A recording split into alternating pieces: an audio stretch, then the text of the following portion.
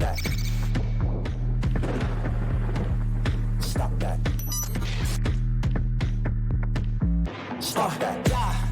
I hear him chat to the noise. Move too quick, can't stop for the talking. I hear him chat with the walking. Just too sharp with the prize. White girls let it tell me I'm awesome, yeah. Hot like fire on the pan. If you wanna touch my please use caution. Cold like 0 degrees. I'm out the cage, gotta let out the beast. Revolutionary, gotta let out the streets. Locked in a cage, I'ma let out the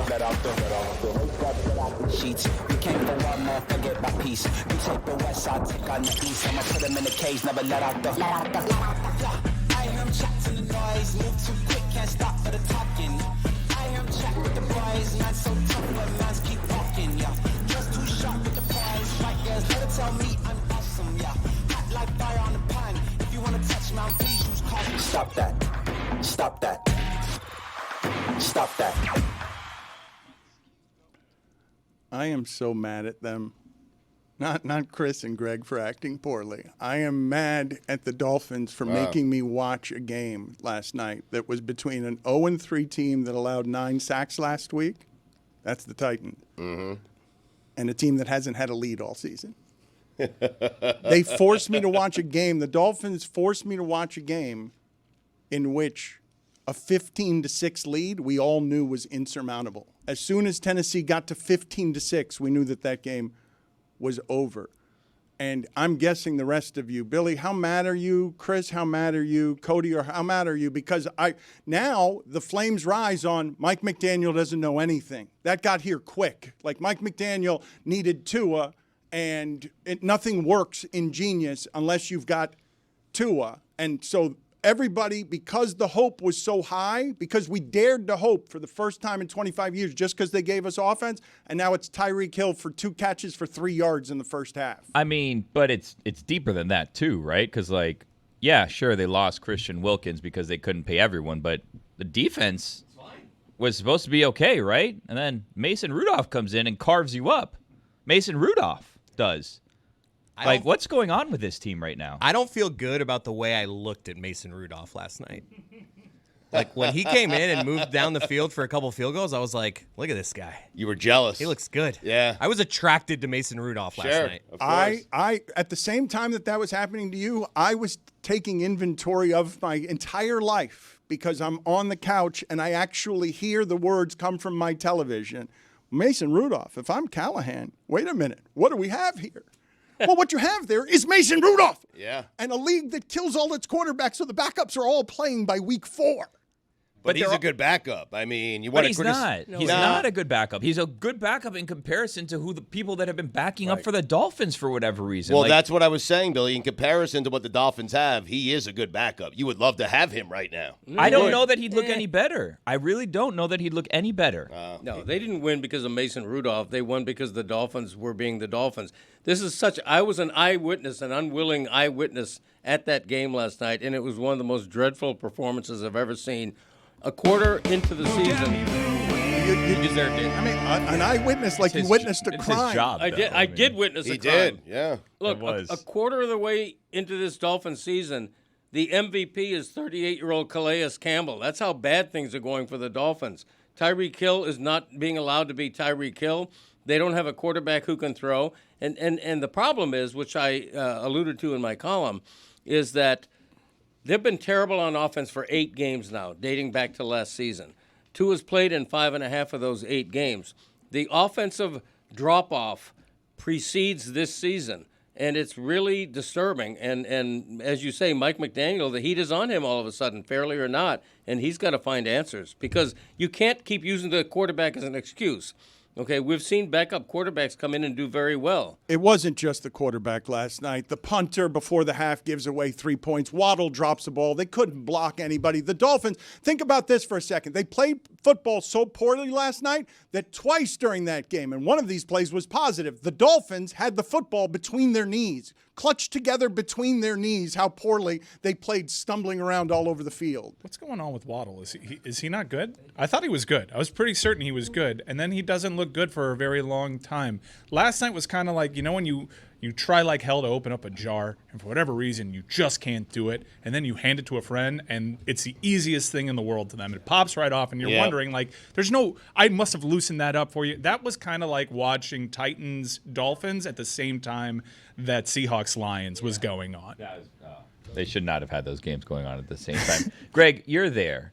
Is it fair to question the effort of the Dolphins? Because it seems like they don't care.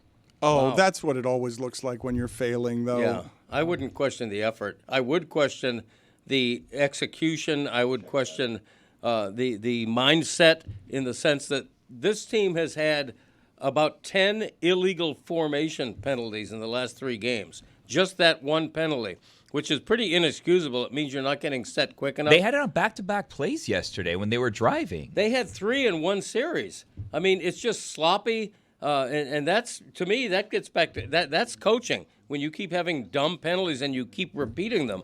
And McDaniel said after the game that things will happen, that there's going to be changes because there have to be. But what does that mean? I don't know what that means. That means changes are coming, Dan. No, but they already changed from one quarterback to the other. Right. I have 3 totally independent observations. Number one, I think it's pretty clear and obvious, and it was a little confusing when it happened. They should have never cut Mike White. It's just you brought in Mike White as an insurance policy for Tua. You got cocky because you had one relatively healthy Tua season, and he would have been a massive upgrade over what they have right now. Arguable. Number 2, fair enough. Number 2, this is an offense that was running off of pristine timing, and they're having pre-snap penalties, and their timing looks off. Number 3, their timing looks off because they're getting blown up at the point of attack. They look so small yesterday. They look so small. They are getting physically dominated in a physical sport. They look not tough at all. They are the definition, the personification of a finesse team right now. It sounds like an exaggeration, but it reminded me when I was in college and FIU went up to play against UF. And you're like, these are just 2 completely different sized teams. Like,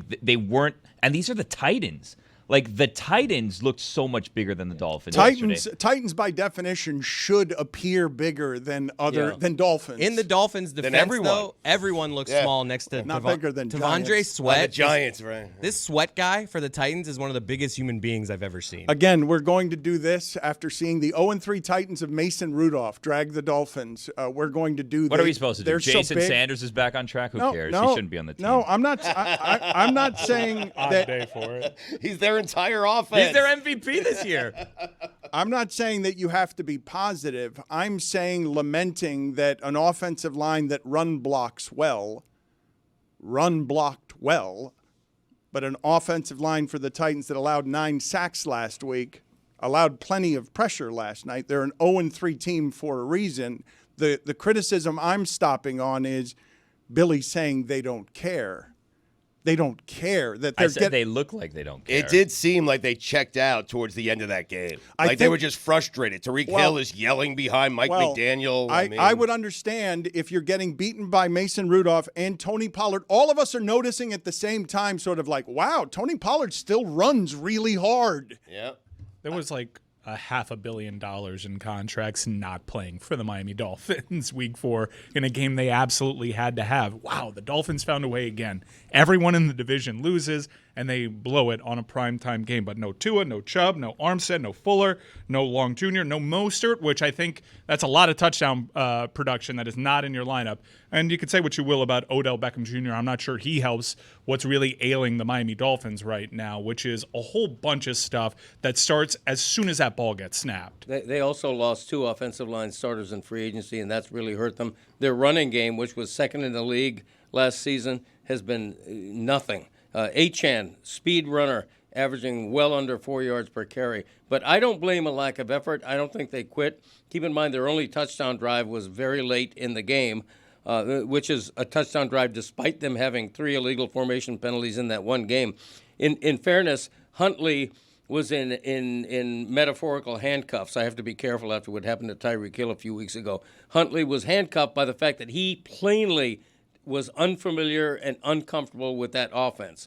And for that reason, unless he learns it quick in a short week, I wouldn't be surprised if they go back to Skylar Thompson at New England if his ribs are healthy. I don't want to do this because maybe they win. They're reeling, Dan. Well, it's not just that they're reeling. It's Mike Ryan keeps doing the right now, right? He keeps saying this is how they look right now. And even in that league where the Bucs lose to the Broncos that way and then look totally different the next week. Even in that league where the Raiders look one way against the Ravens and then the next week they lose at home. Classic Raiders. I don't believe that anyone should have any reason to hope for anything going forward. Like, I would be willing to say that all of what's happening here. Just speaking generally? That's worse than what we're saying. I agree. This hope is all gone. Forget November's it. forever? It's I over. mean, Next month is November. But in all seriousness, like a concerning thing that's going to happen as a result of all of this is Tua's probably going to get rushed back, right? Because like they don't have any answers at the quarterback position at the moment. And you're already starting to see little tidbits here and there, little breadcrumbs that, Tua talked to the neurologist, everything's okay. Maybe he comes back sooner than expected. And it feels like they're going to rush him back. One thing I heard this morning from the other room as Dolphin fans are panicking, trade Tyreek. Max value, just reset. Back to Kansas City.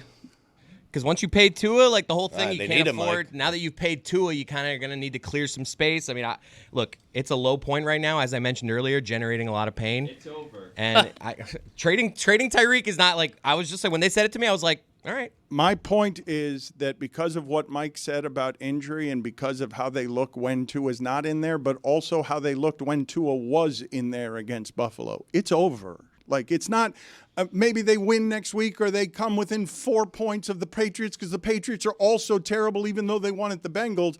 But without Tua, what I witnessed last night at home, losing to that team with its backup quarterback, cannot win football games in this league under any circumstances. Changes, schemes, trying harder. There are no circumstances. And I don't think Tua in there is one of the circumstances because that offensive line isn't going to be able to hold up for him as you saw against Buffalo. Billy just said they checked out, they gave up, whatever you want to call it. You're saying it's over. Like, you're going straight to sex here, you man. hit him with the everything is over. They're going to Right. New England. Like, watch them put up 30 this week. Penicillin. I am saying that everything is over without assassinating the character of violent men who play that sport for a living by calling them quitters who don't care. That's the objection I You had said to they're what terrible at their jobs. Which one's worse? No, they're lost. Right. They lost and they're injured. They've got a bunch of contracts that are out. Yours is worse. I think they're capable. I think that they are just in a headspace right now where it's like, they're not we're capable. not going to win. How are they capable, Billy? Because they're capable when they have a different quarterback in there. They're capable when they're Billy, healthy. the last time we saw that quarterback in there, he's trying to kill himself to get them 10 points. Like,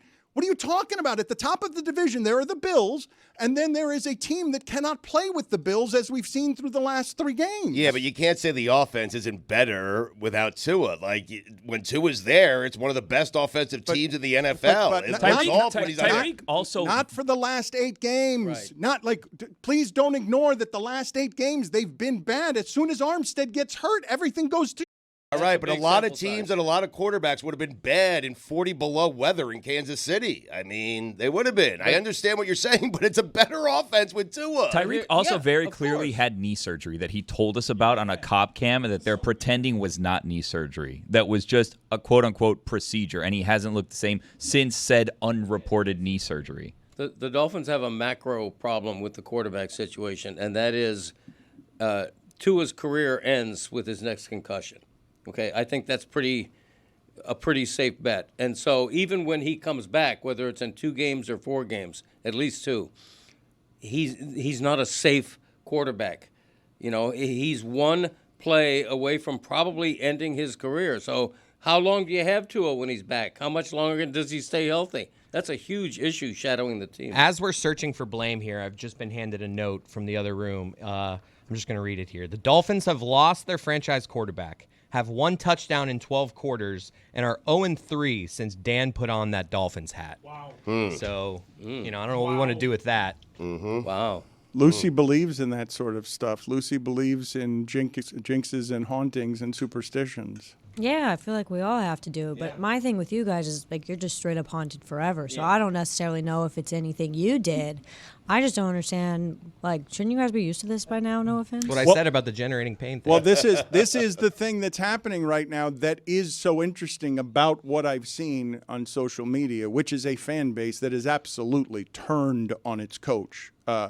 That wouldn't have happened if he hadn't inflated hope by getting all of that offense. And the Dolphin fan dared to hope that this was different than it would be the last 25 years. And what I'm telling you is that what I witnessed last night from that football team cannot win a game in this league. That performance cannot win a game against. When you lose to that Titans team that way with its backup quarterback, that guy, Mason Rudolph's not any good when he plays, and he hasn't had any reason to play. Him coming out there and doing that to an expensive Dolphin defense as Jalen Phillips is spending the game, limping off of the field because they're giving the bodies to this particular cause, that right there is worse than the Carolina Panthers look with Andy Dalton. That looks like the Carolina Panthers looked the first couple of games of the season when Bryce Young is their undersized quarterback.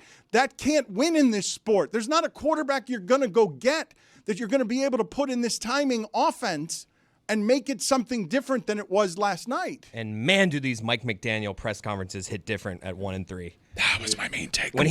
When we were 6-1, I'm like, oh, this is the smartest human being that's ever coached football. It all hits different. Now right? he's just meandering. Yes. He doesn't end a sentence. He looks sad. Finish one sentence, He dude. can't finish a sentence. I was watching the post-game press conference, and it's a different person. Yeah, it is. And that personality plays when you're winning, right? Mike McDaniel, youngish, quirky, fun. Yeah. That plays when you're winning. When you're losing, it's like, come on, nerd, figure something out. Yeah, get a haircut, buddy. Right.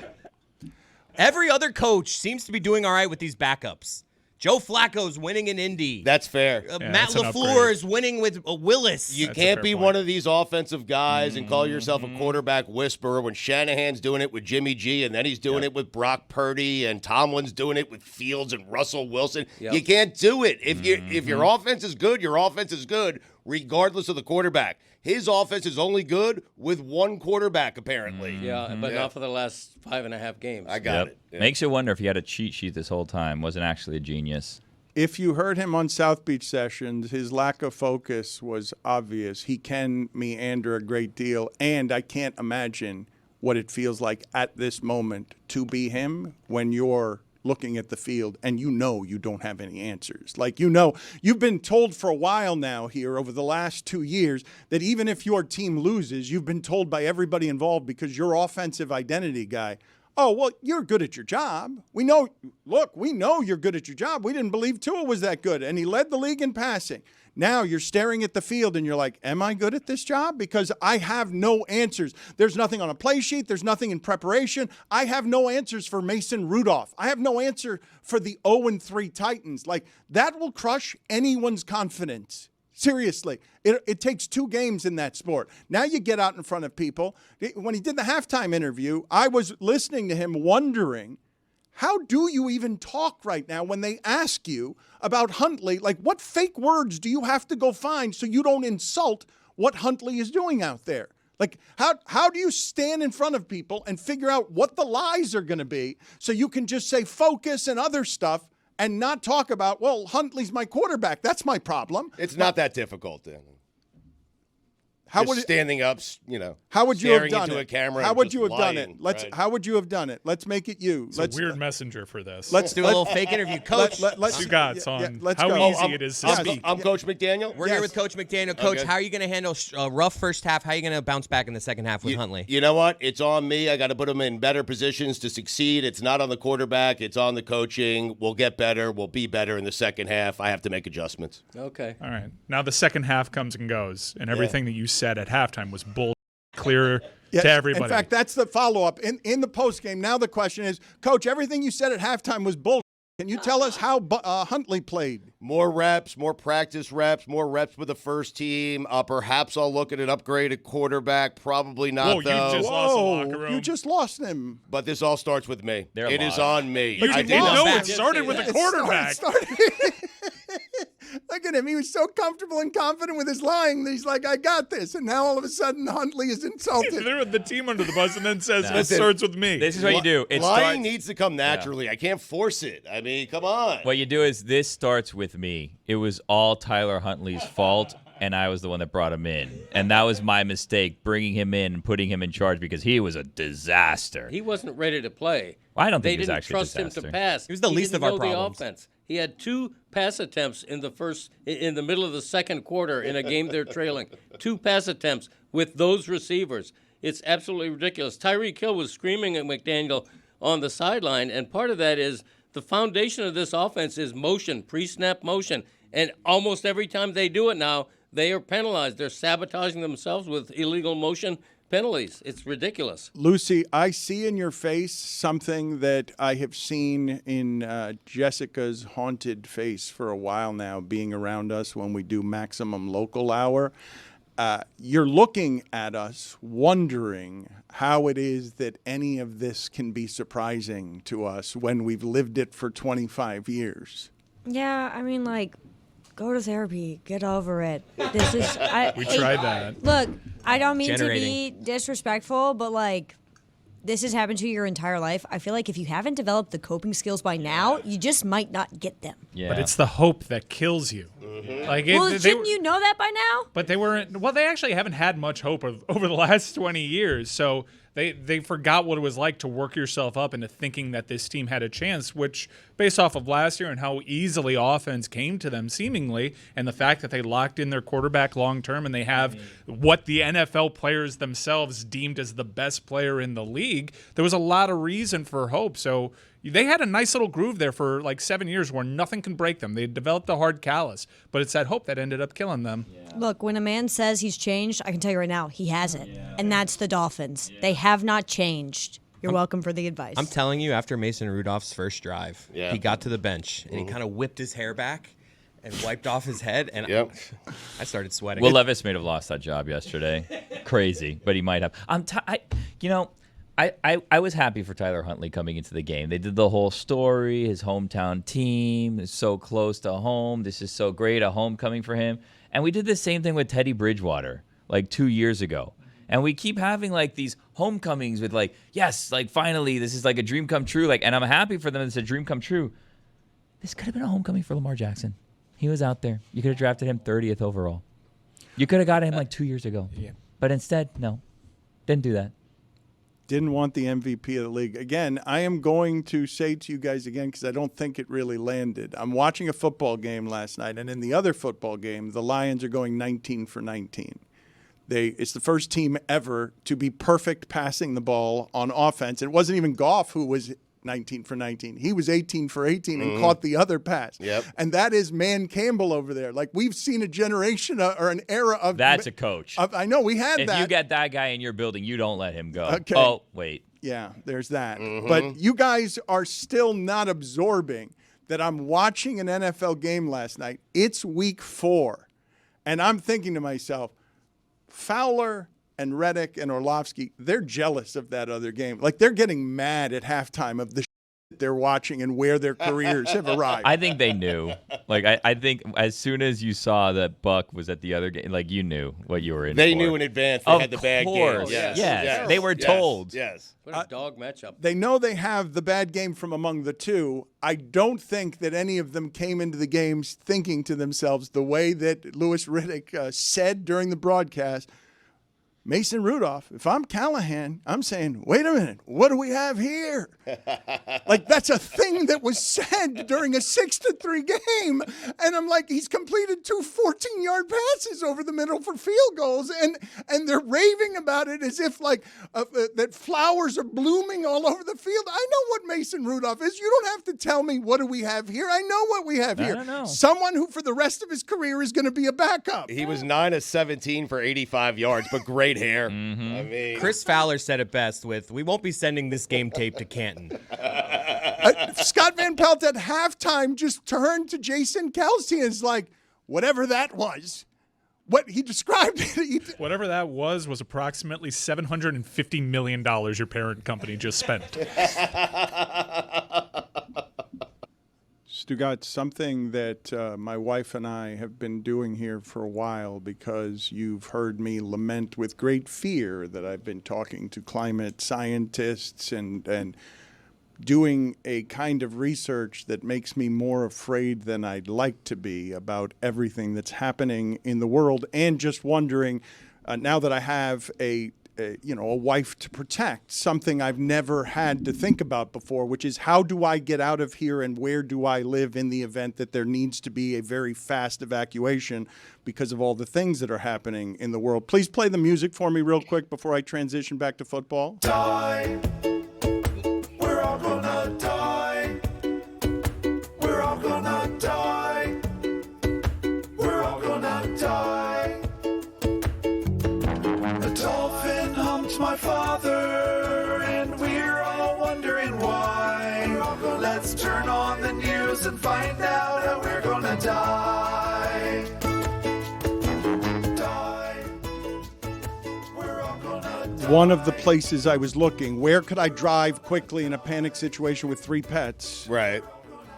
I was looking in Asheville, North Carolina. Is one of the places Little safe house? that I was looking. But Yeah. I don't know if you know what's happening in Asheville right now, but there are 33 people at least dead, and they're finding bodies in trees. And I don't know how horrifying that is happening, whether people are in trees, panicked for their lives and dying up there, or if they're dying elsewhere and then floating into trees. That's about 2-ish hours from where I'm from. Boone was also hit really hard, which was about an hour away.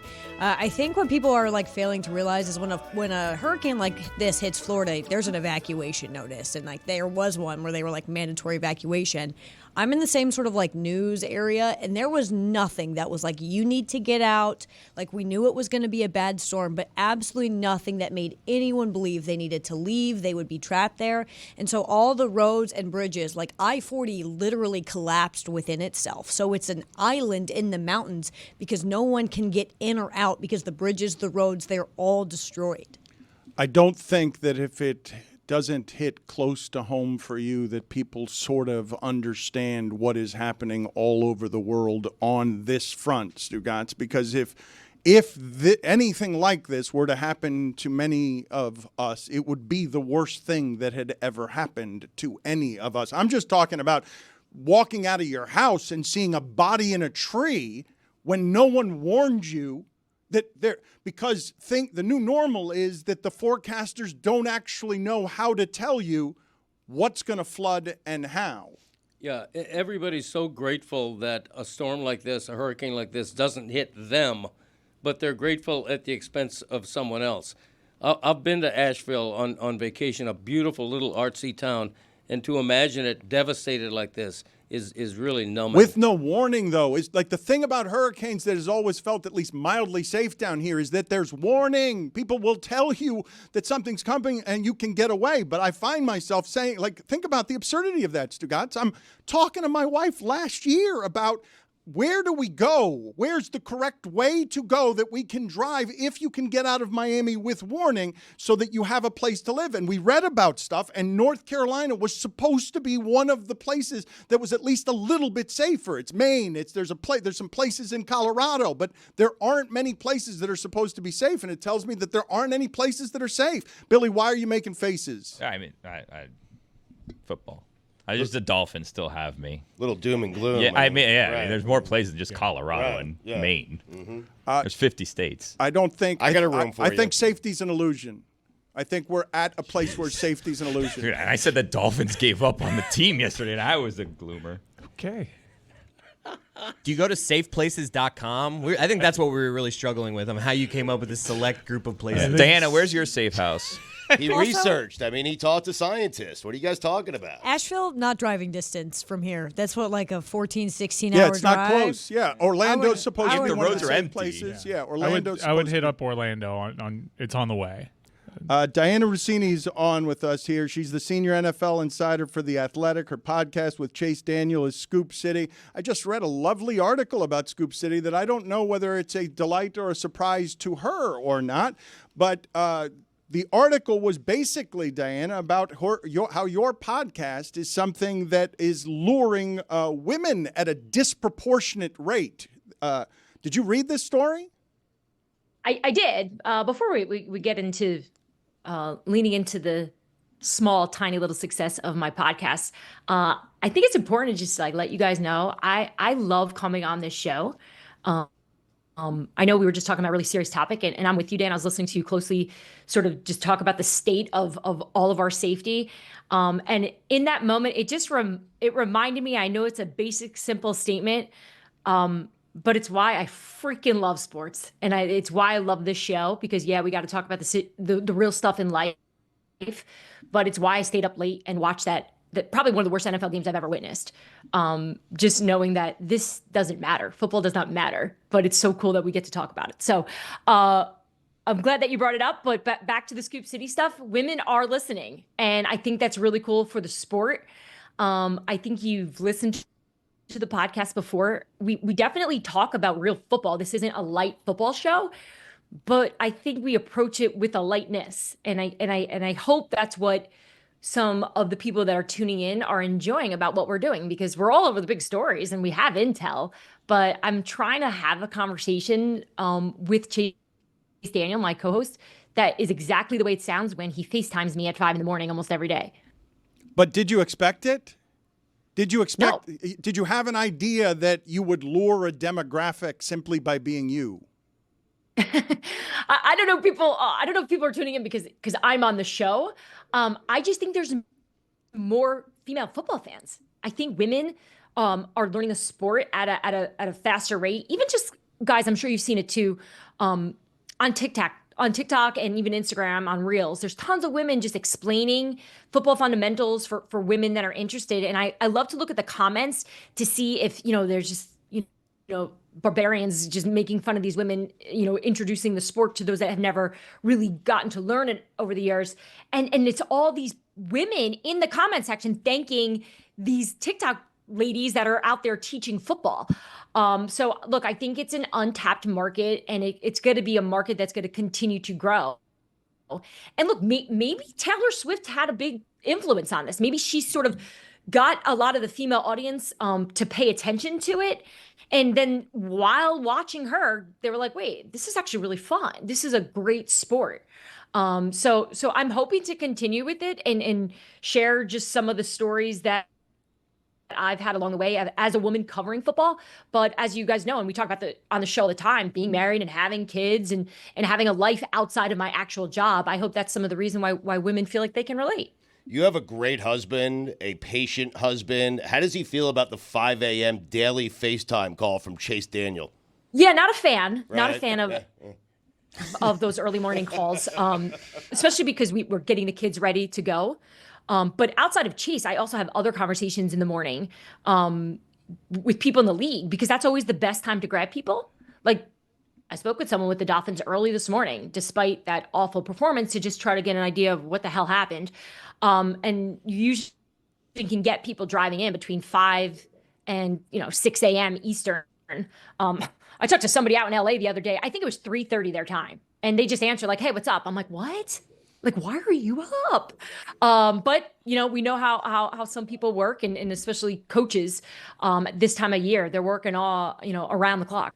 So yeah, I think I would like to cut down on the Chase phone calls, but it's probably really good for the show. I think it's also interesting, Dianna, as you come in here, what I objected to that Billy said earlier in the show is that the Dolphins didn't look like they cared. And it is unsurprising to me in any way that Chase Daniel, a quarterback, would be so competitive and want to be good at something so much that he's probably the one who wants to do those 5 a.m. phone calls, because he's a crazy competitive quarterback. Doesn't mean you don't want to do them, but he wants to be good at this. He doesn't want it to be bad. He's learning. Exactly. And look, how many people have we been around who aren't smart enough to go, let me tap into those who've done this? Like, I'm a a woman in sports getting older stinks. But the thing that I love about it is the experience. So there's so many things, so many mistakes that I've made along the way covering the NFL that Chase likes to learn about and tap into, whether it's giving an opinion, giving a hot take, even just his cadence on a show with a lot of really opinionated, loud people, ways to just be a better listen. And I'm not saying I'm some expert. I've just been around so many good people, especially my years at ESPN, being around you guys, knowing what works and what I think fans and the audience wants to hear. So a lot of the conversation is definitely football. And I tap into his knowledge and his experience to help, even just to help me with phone calls I need to make. Like, hey, you should listen, you should call this person. Like, this should be interesting. They're definitely going to probably make a change there. I remember in my years, whatever it is. But a lot of it is really just trying to sharpen our skills to just be better at this, because it's hard.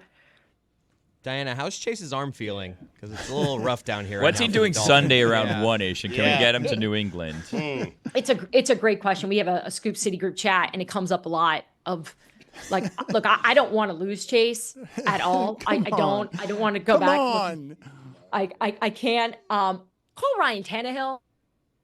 Like, just go call him. He lives down there. He's in the Bahamas flying planes. Like, just tell him, give him the Jay Cutler deal, give him 10 mil, call it a day, and see if you can take advantage of an offense where you invested so much in the skill players, and we see a performance like we did last night, which I don't even really know what that was. In fact, the person I spoke with this morning, Miami, I asked that question as naive as that sounds, which is, what was that? What happened? Where did it go off the rails? And look, there's a lot of different reasons, but this is not the Miami team that we were ready to see this year. And I get the Tua element to this, but this has to be better. And another part to this, and I heard you guys talking about backup quarterbacks, because I've screamed and shouted about this as well for years, of, let's invest in the backup quarterback. How many times do we have to see it? How many times do we see the Vikings have success with Josh Dobbs, and the Cleveland Browns have success with Joe Flacco? Now the Colts are maybe taking advantage of Joe Flacco. I had a head coach say this to me, and he kind of put me in my place a bit on it, because his team was in need of a backup quarterback at some point. And he said, who do you think is out there? Like, I understand everybody wants these phenomenal, productive backup quarterbacks who could just step in and be elite. Let me know where they are, and I'll sign. Because there's not some island of backups just hanging out, able to run an offense. There's not that. There's not that many good guys. There's not. And look, maybe the fact that you're even asking about Chase kind of tells you, it kind of emphasizes his point. Because you're right. Who else is out there right now? And I think Chase would probably be fine. I think he could do it. I just don't know if I don't know if he wants to. He loves the limelight, the red light of television right now. I can't believe we're talking about this. Please, let's stop talking about the idea that Chase Daniel could fix anything that's happening with the Dolphins. He had 9 career touchdown passes. It makes sense. He's a year younger than Flacco. Thank you. I need to stop talking about this. This is full blooming insanity, what is happening around here after watching those 4 quarters of football. Yeah, and it was bad on the Miami side. It was horrendous on the Tennessee side. I mean, you look at that Tennessee roster, and it on paper, Tennessee versus Miami, like I kind of thought Tennessee would come out of there with the win. Not the way it looked, though. When you see Will Levis go down, I was waiting for a Dolphins player to pick him up, because they wanted to face Will Levis. They didn't want to see Mason Rudolph, because Mason Rudolph has proved he's able to step in. Will Levis obviously is not the answer for the Tennessee Titans, despite the fact that their head coach said that they're going to stick with him. We'll see if they stick with that. But the fact that there is no answer right now, and I don't know, I wonder about Tua. I wonder if seeing his team is desperate in need. No, don't throw him back out there. No. Is he going to push himself? No. Because he knows that he's the stir that's the straw that stirs the drink. Stirs the drink. Yeah, you got it. Yeah. Got it, found it. What is going on with Sirianni and Jalen Hurts? Are they going to work this out, or? Look, we everyone up to this point knows what's been going on there in the offseason and even after last year, as they fell off that cliff, losing those 10 games. They worked on that relationship in the offseason. That was something that was a priority of just finding ways to connect. They're two very different people. And Kellen Moore has been, from what I was told, a little bit of a gift because he has a really good way of connecting with Jalen and he's in charge of this offense. But it just feels like the things that are important that a CEO should be doing, which is what Nick Sirianni is now, right? They had an option last year to move on from him. Howie Roseman decided to stick with him. Ownership decided to stick with him in hopes that he can oversee it because he's built some good things. Nick Sirianni is not a bad coach. It's just right now, this team looks like they're operating the way we all did during COVID. It was like, it's almost like they're all on remote. And they're not unified. And I think that's really where you're seeing the problems. They play their butts off in New Orleans. And they're not even able to use that as a way to find some momentum here. And they show up against Baker Mayfield and the Bucs, and they look like they had nothing, as if they hadn't played. I had a coach the other day text me. He's like, I'm going through a lot of this film this week, and this looks like the preseason. September looked like preseason football for a lot of teams. When we get away from the gloom and look at the good stuff, what's better in the league right now than Jaden Daniels' instant impact and that incredible, so far, Washington offense?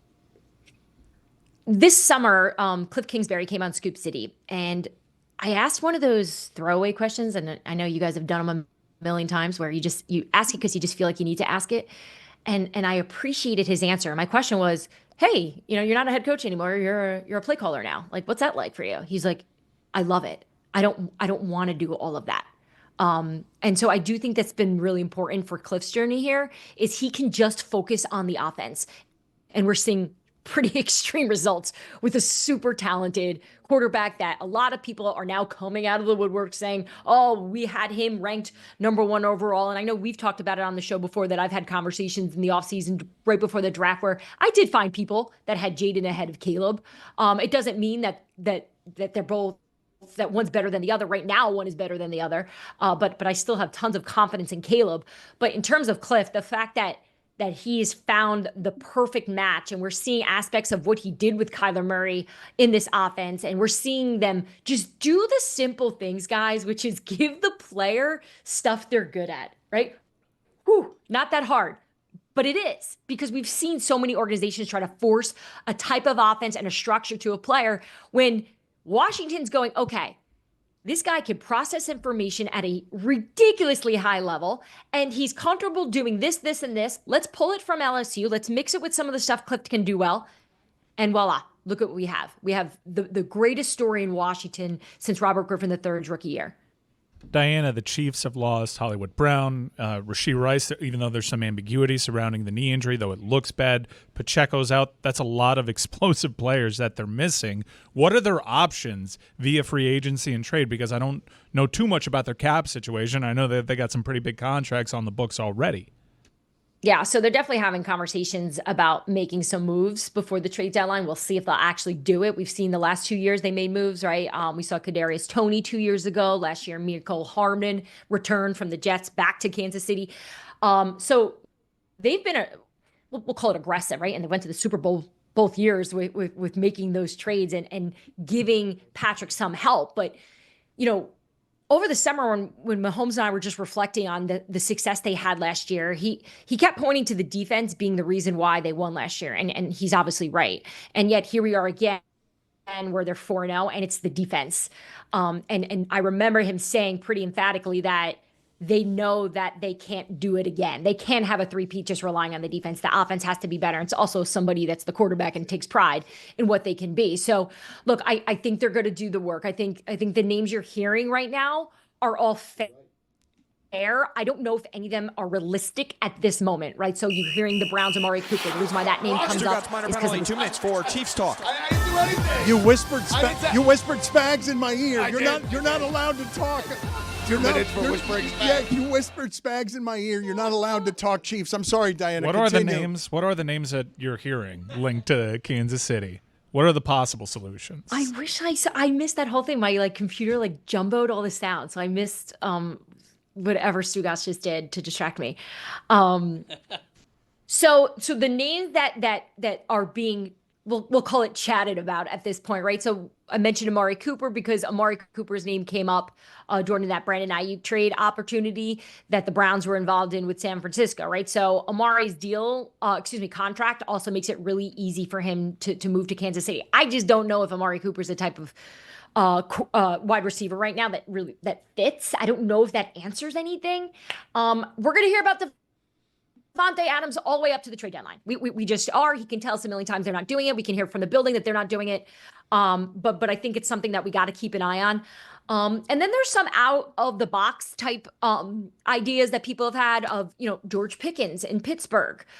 He could step right into this offense. And I'm sure Steve Spagnuolo would love it. And Stugotz would be psyched too. So what is it about Spags that Stu loves so much? Just that he got has a his phone nickname. number. He's got a nickname that is Spags. Yeah. Diana, I had an idea that I want to run by you that I was thinking about this weekend, and it's a result of Baker Mayfield kind of saying that he came in and that he was here to loosen things up and that people hated how serious Tom Brady was, and then Tom Brady came in and then got very defensive on the broadcast. I want all of the quarterbacks that Tom Brady is calling their games just to take little shots at him before the game and just make little comments to see how irritable we can get Tom Brady. Because he's proven everything to everyone, right? It shouldn't bother him what Baker Mayfield thinks about him, but for some reason it does. So I kind of want to see how far the current quarterbacks can push him with little comments. Yeah. Here's the thing with that. Any person I've spoken to over the years or covered or, you run into at Super Bowl parties and you have that conversation of the New England way during those successful seasons.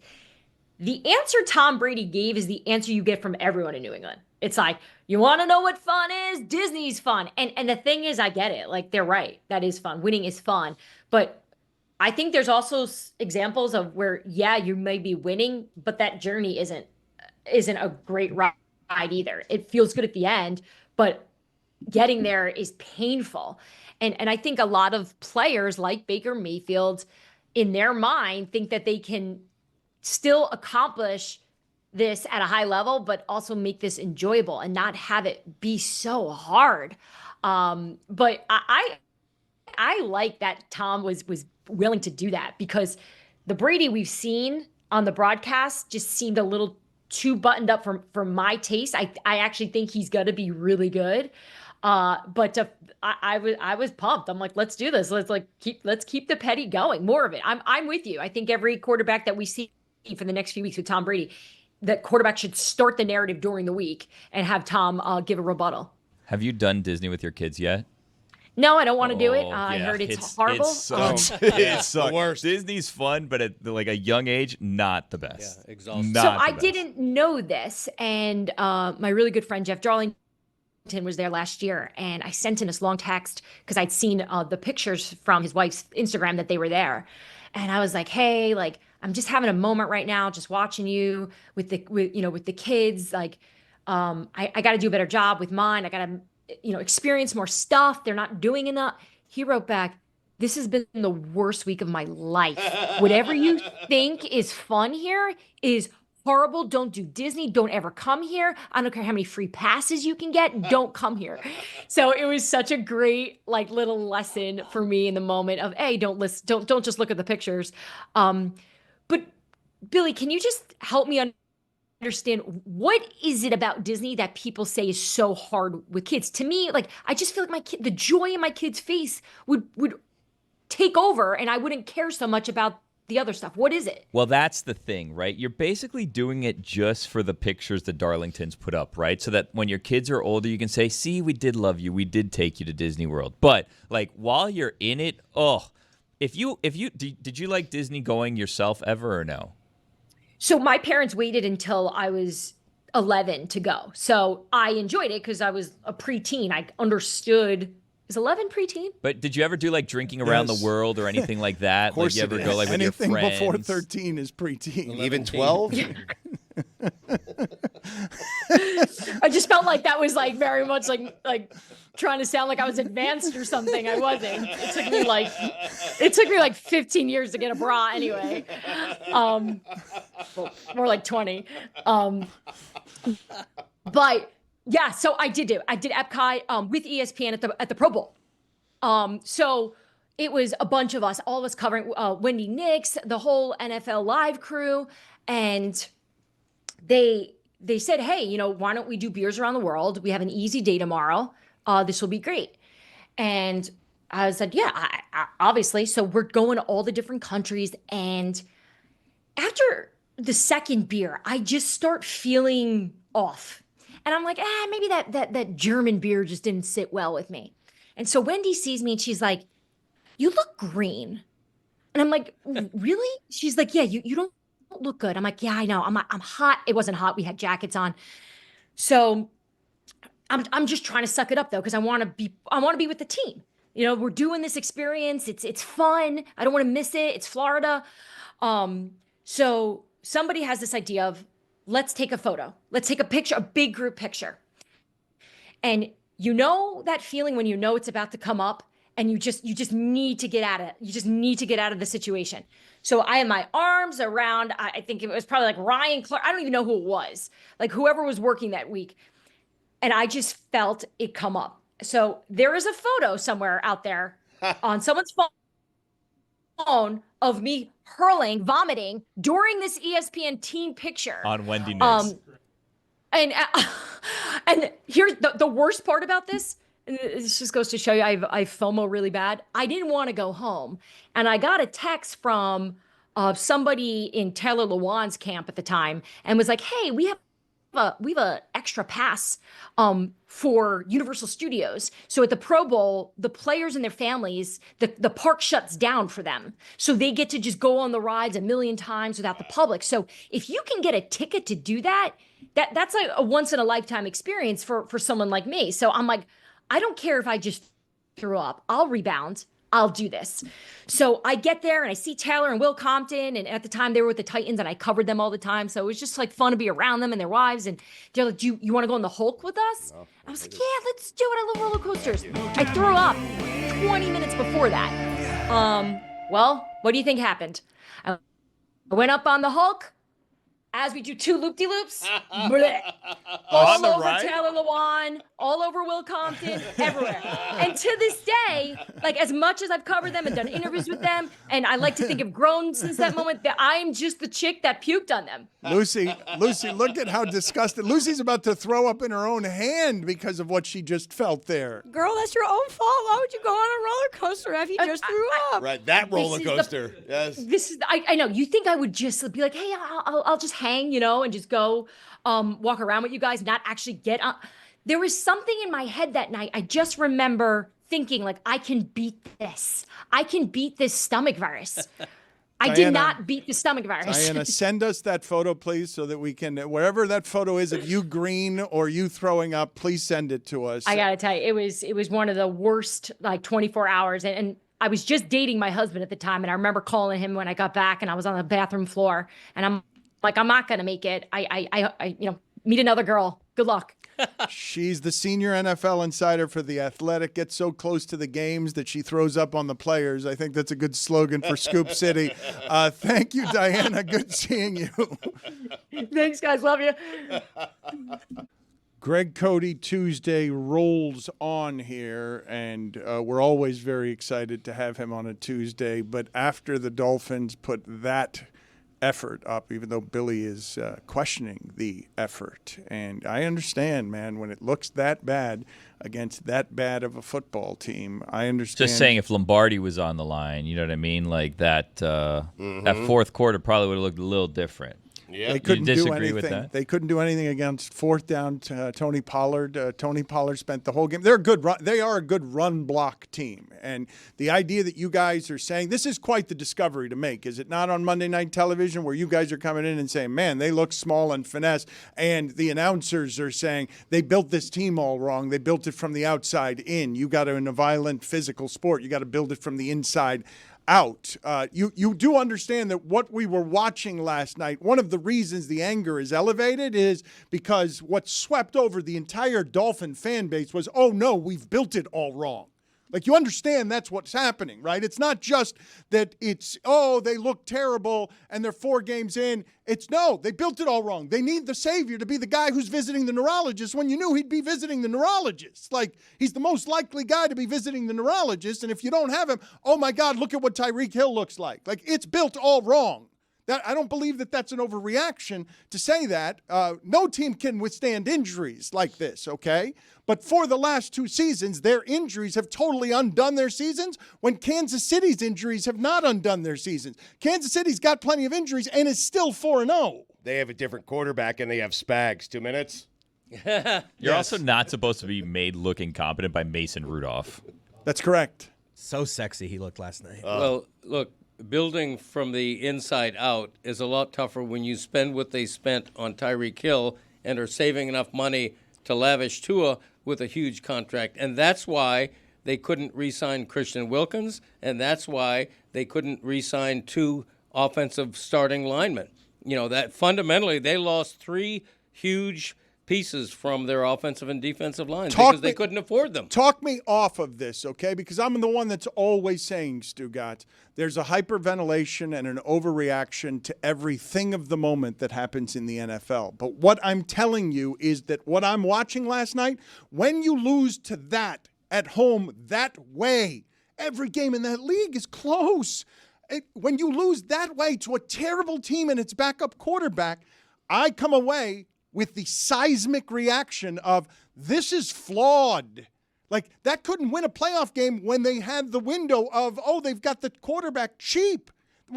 That couldn't win a playoff game, and it wasn't a piece away when they had value at quarterback, which is the best thing to have in the entire sport. Well, it's more than just Tua, and it's more than just Tyreek as well, right? They also paid Jalen Waddle, and Jalen Waddle hasn't really done much of anything this season. So it's paid Jalen Ramsey, too. It's how they spent the money that they spent. If the people that they've paid are not delivering, be it because of injury or be it because of just lack of production scheme, whatever you want to call it, the money's wasted at this point. 4 weeks of this gets everybody fired.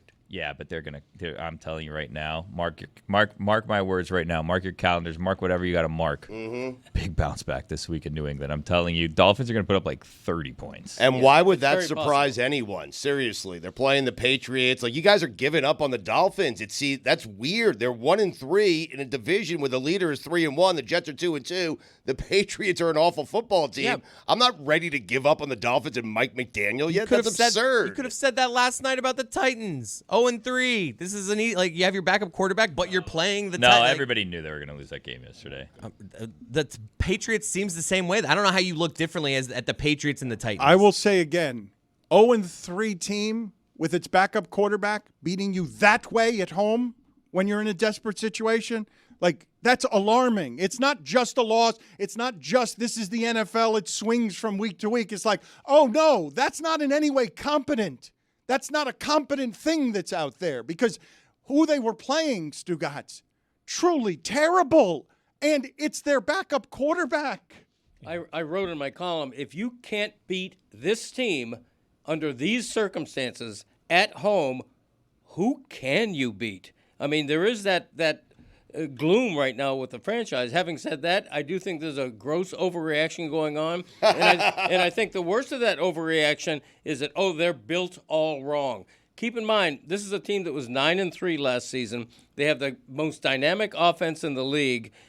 It seemed different. It seemed like their best team in 20 years, and then it all collapsed. That's what's debilitating. That's what's dispiriting right now, is that from that point, their last 8 games, something has changed with this team. Getting pounded. I think there's plenty of reason for despair. They haven't led.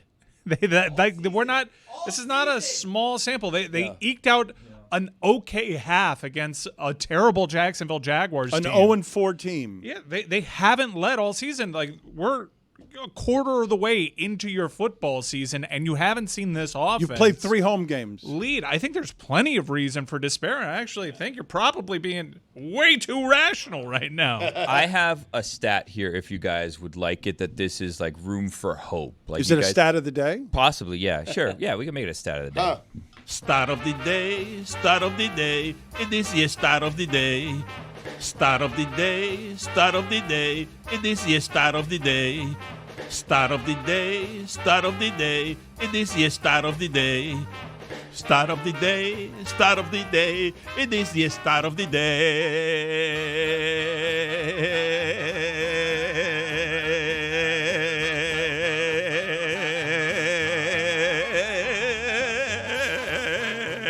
Today's stat of the day is brought to you by Venmo.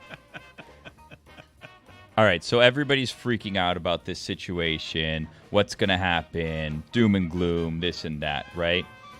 The Dolphins have never lost a football game the same week that the Jets and Vikings have played each other in London. Not a great stat. I feel better. I don't feel like our sponsor got its money's worth there. Talk about Let a me see if trend. I can do this better. I'm going to try and do this better. Give me the stat of the day music again. I got a different stat of the day. You tell me whether this is any better or not. Start of the day, start of the day. It is your start of the day. Start of the day, start of the day. It is your start of the day. Start of the day, start of the day. It is your start of the day. Start of the day, start of the day. It is the start of the day.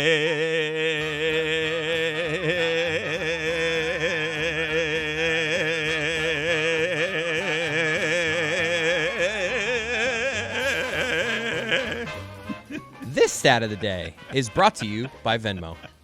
Stugotz just said, as I was setting it up, I like Billy's better. And I'm like, I haven't even gotten to mine yet, which I assume you will like better just because it embarrasses me. I would assume that this stat of the day is something that you will prefer over Billy's stinky stat of the day. Okay, we'll see. Lucy, did you feel like the segment that we did yesterday with the old-timey Mets players from the 1962 Mets, did you feel like that was cute? I wasn't here for that.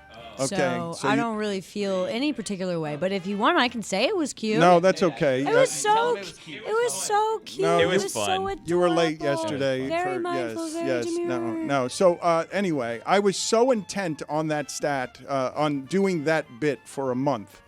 We had Greg. We had the I loved it. It was so cute. 1962 Mets. Sure. A Love couple that of the team. surviving members.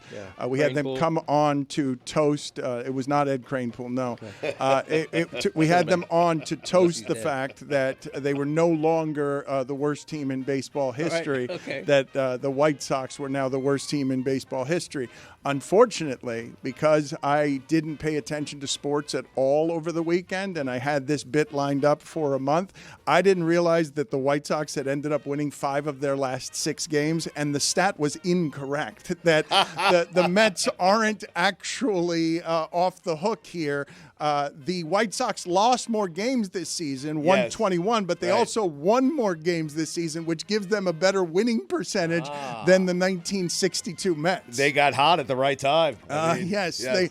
I can't believe we got that wrong and no one fact-checked me, and we're sitting here champagne toasting with old Mets when we just got the stat wrong. didn't do anything. They didn't. That's correct. We just talked to a couple of old guys who were still the biggest losers in the history of the sport. I have some unfortunate news for you, Greg. We lost Ed Kranepool September 8th of this year. Oh man, I'm Yeah. sorry. It's a big Boy, fine. That's just, Yeah. It just happened. Just happened. Oh yeah. my Had we gosh. gotten to the segment sooner, maybe we could have talked I to Ed apologize to Kranepool. Ed's family. Yeah. Seriously. Here is another addendum, though, to why it is that what we did yesterday was that with the Mets was all wrong. Technically, the Mets were never the worst team in the history of Major League Baseball to begin with, because the 1916 Philadelphia Athletics lost 117 times and 153 tries. That's a 23.5 winning percentage. That's worse than the Mets. And the 1899 Cleveland Spiders still officially hold the Major League record for both losses and winning percentage with a record of 20 and 134, including a 27 game losing streak. I have a segment if you guys would like to try right if you want to get back to Dolphins. If not, we don't have to do it. Well, Lucy wanted to say something about the stat of the day, I have think. a stat. Can I do a stat of the day? Wow, a third stat of the day. Can I do wow, one? amazing. Start of the day, start of the day. It is your start of the day. I like Billy's. Start of the day, start of the day. It is your start of the day. Start of the day, start of the day. It is your start of the day. Start of the day, start of the day. It is your start of the day.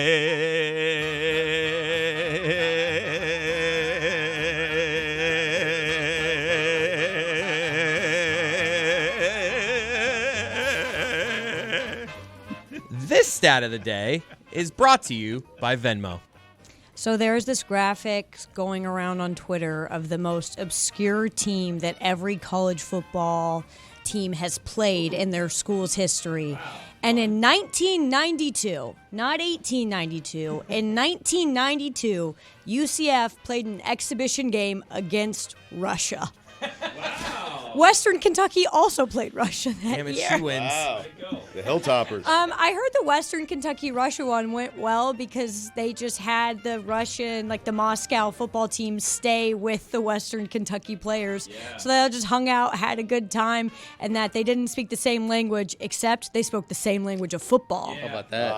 I feel that 1992 to Lucy is like 1899 to the rest of us. That she's thinking about sometime like, how did they play Russia? And I'm still at the Rat at the University of Miami in college while this is happening. The Rat. But like the other ones are like in 1903, Iowa State played the Omaha Light Guards. 1992 feels really recently to just randomly play an exhibition against Russia. Who's Miami's oddest opponent? Miami's oddest one was Havana University, I believe. Fun. Really? I got a scouting report on the Russian football team. I heard they were especially good at rushing. Is that true? I dig it. Hey, where's Jeremy? He disappeared. Really? He disappeared as soon as UCF lost by 1,000,000 points to Deion Sanders. Put these on the poll, please, at Le Batard Show. If it happened in 1899, did it actually happen? And do you remember a college football game within the last 30 years played against Russia? Because I don't have any recollection of that, and it's when I was paying attention to football and college football in college. Do you think the two poor Mets that we had on yesterday are confused? Like, should we check in with them? Yeah, I mean, we celebrated something we should not have celebrated. We drank champagne with them. They have to be confused. They were confused as to why they were on. I mean, they were confused by Zoom. I know. I thought about that, too. Why didn't they correct you? I know. Anyway, one more note about that Russian football team. When they're forced to punt the ball, they refer to it as Putin the ball. That's good. I like that, too. Yeah. This was a good Moscow Bears football team. They were when they faced UCF, they were the defending champion of the Russian National League of American Football. That's serious. That's better than the ACC at this point. Mike Ryan, I could not tell when you were whispering there whether you were doing it in my ear or on air when you said that Stephen A. has found something. I was trying to alert you and just your eyes to First Take right now. As Stephen A. has found his angle coming off of last night's Monday Night Football game. Stephen A. Smith says Tyreek Hill leaving Patrick Mahomes could go down as the biggest mistake ever. Oh, wow. Not in sports, just ever? Ever. I would have. That covers a lot of ground. Yeah, I would venture to say maybe artificial intelligence. Who knows? Time will tell on that one. How about the mistake we made yesterday with the Mets? That's up there. So just to be clear, Tyreek Hill left Patrick Mahomes, and Kansas City did go on to win back-to-back Super Bowls, no doubt. Yeah. But Tyreek Hill left, got paid more money by leaving, and also was named the best player in the NFL by his peers. Right. After almost catching an historic 2,000 yards worth of passes just last year. That leads us right up to the game that I said I wanted to play with you guys if you want to play it. It's a little game we like to call What If. Oh, yes. Well, I tell me which game you like better. I suspect like it'll be Billy's, Stugotz. You tell me. It's Billy's. I also have a stat of the day if you want. In 1904, the banana split was invented. I'll hear you out in your game. Now, go ahead. I just would like to explore with the group some nominations for what is the biggest mistake ever. Like if we were to take, but we'll play what if instead if you guys want to play what if. But if he's saying it's the biggest mistake ever, I do think we can have some fun wondering about what would you nominate as a first ballot Hall of Famer consensus. People would agree, yep, that was the biggest mistake ever. Fully guaranteed contract for Deshaun Watson. Wow. It's a good one. Well, if you want to do sports and not sports, I think that game could even be more fun if it's biggest ever in sports. Because what's more important than sports? I mean, trading Babe Ruth is viewed as something that is among Miguel Cabrera. It can now be Ohtani, letting Ohtani go in free agency. But Billy, let's play what if you want to play what if. All right. So here's how what if works. Chernobyl was bad. We mentioned earlier that maybe the Dolphins could be in a position to make some trades here, and Tyreek Hill's name came up. Right back to Kansas City. Now, hold on. Now, look around the league. What could be a potential fit? What's that? Oh, Kansas City just had an injury to one of its most important wide receiver, Rashee Rice. I wonder if that could be a fit. What if the Dolphins traded Tyreek Hill right back to Kansas City?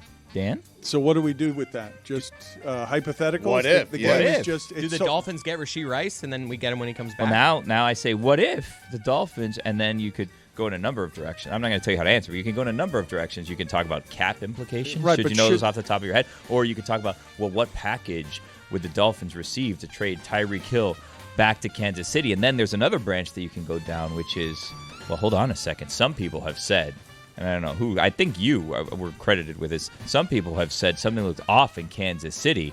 Tyreek Hill comes back. Do things look back on?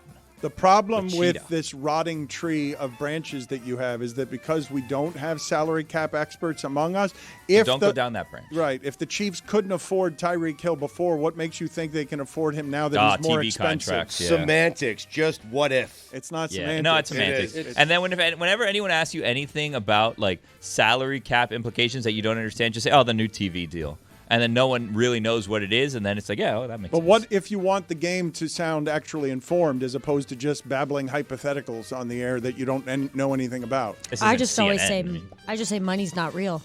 Boom. You can't fight that.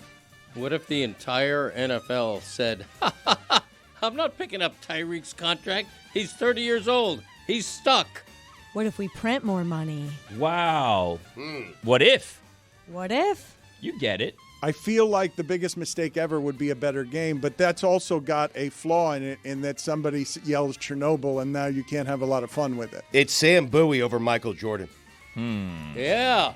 I dyed my hair blonde. That was a big mistake. Really? Well, I Did wanna not see a look very photo. good. Drunk Family Feud for me. The Chiefs have $4 million in cap space, and presently Tyreek Hill's cap hit is at $18.2 million. But also, So I'll keep crunching. money isn't real, and safety's an illusion. We've learned a lot today. And it's early. It's early in the show, so it feels What good. if? Yes. Thank you, Billy. I appreciate the game. I don't think it's as good as the game that I'm playing just because the game you're playing is just sports radio since the beginning of time. It's just, hey, say Tried and things. true. Yeah, just But honestly, say. biting that apple after God told you not to. Yeah. I mean, the writing was on the wall. It was literally, you can do anything you want except the one thing. Forbidden fruit. Garden of Eden. Dan, the problem with you is you focus on whether or not it's actually going to happen. We're just asking you what if it happens. What if it I mean, does? that's the problem. It's not our job to figure out how to Right. make it happen. It's Yes. what if it does. Yeah, it's happen. just hypotheticals, but you're playing hypotheticals and you're doing so with no information. That's problematic.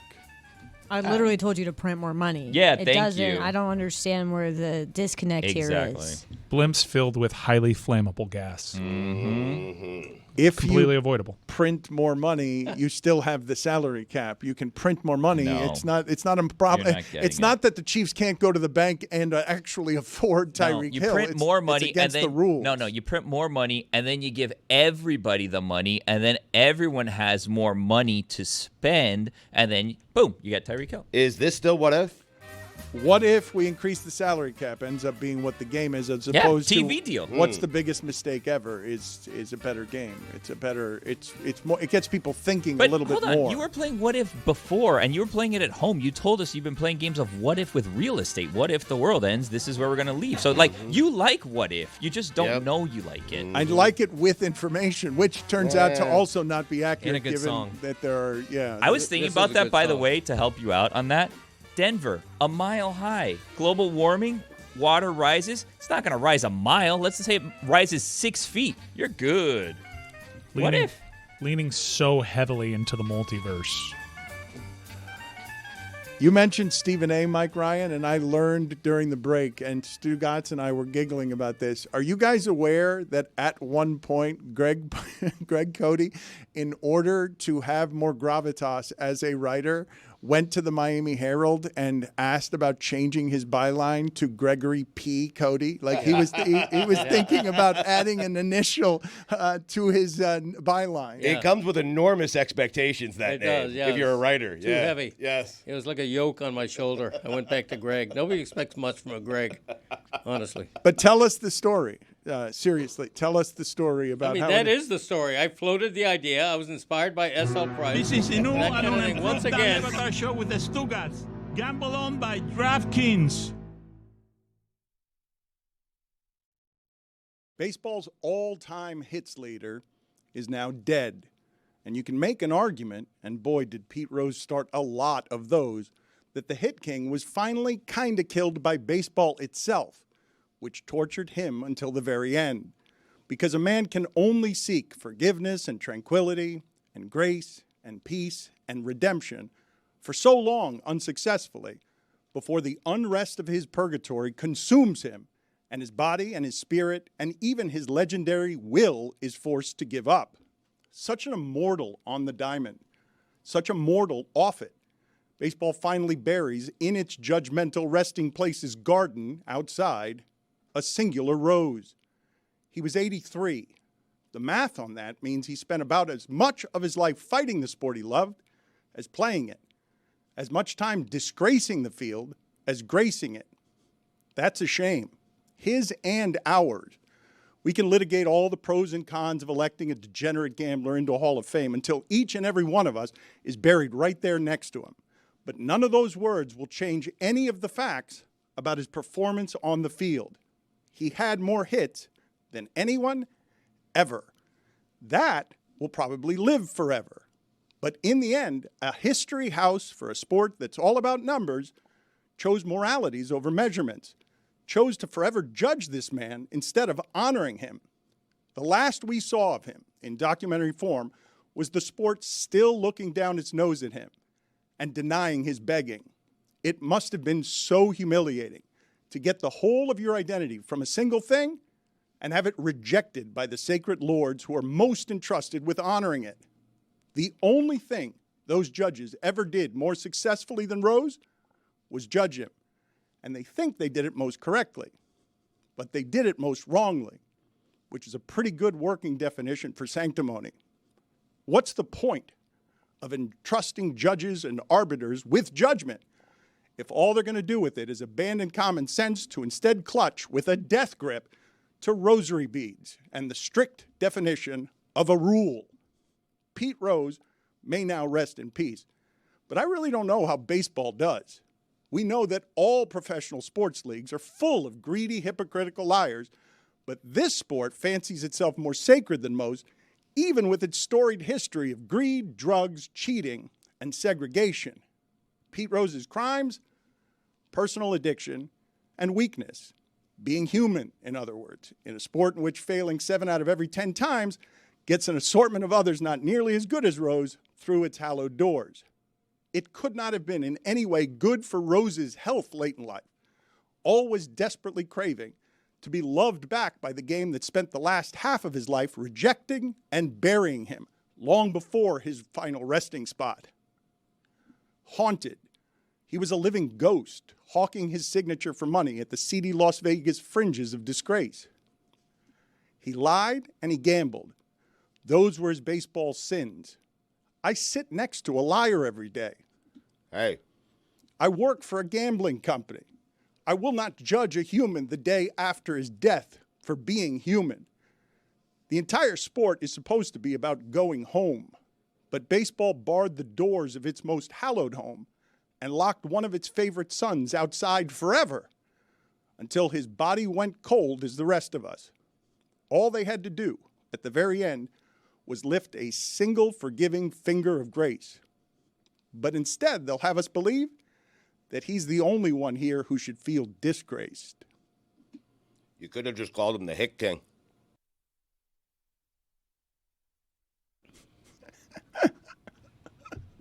What happened? Can I ask a question? I thought yesterday, like one of my initial thoughts. What if? And I wondered, oh,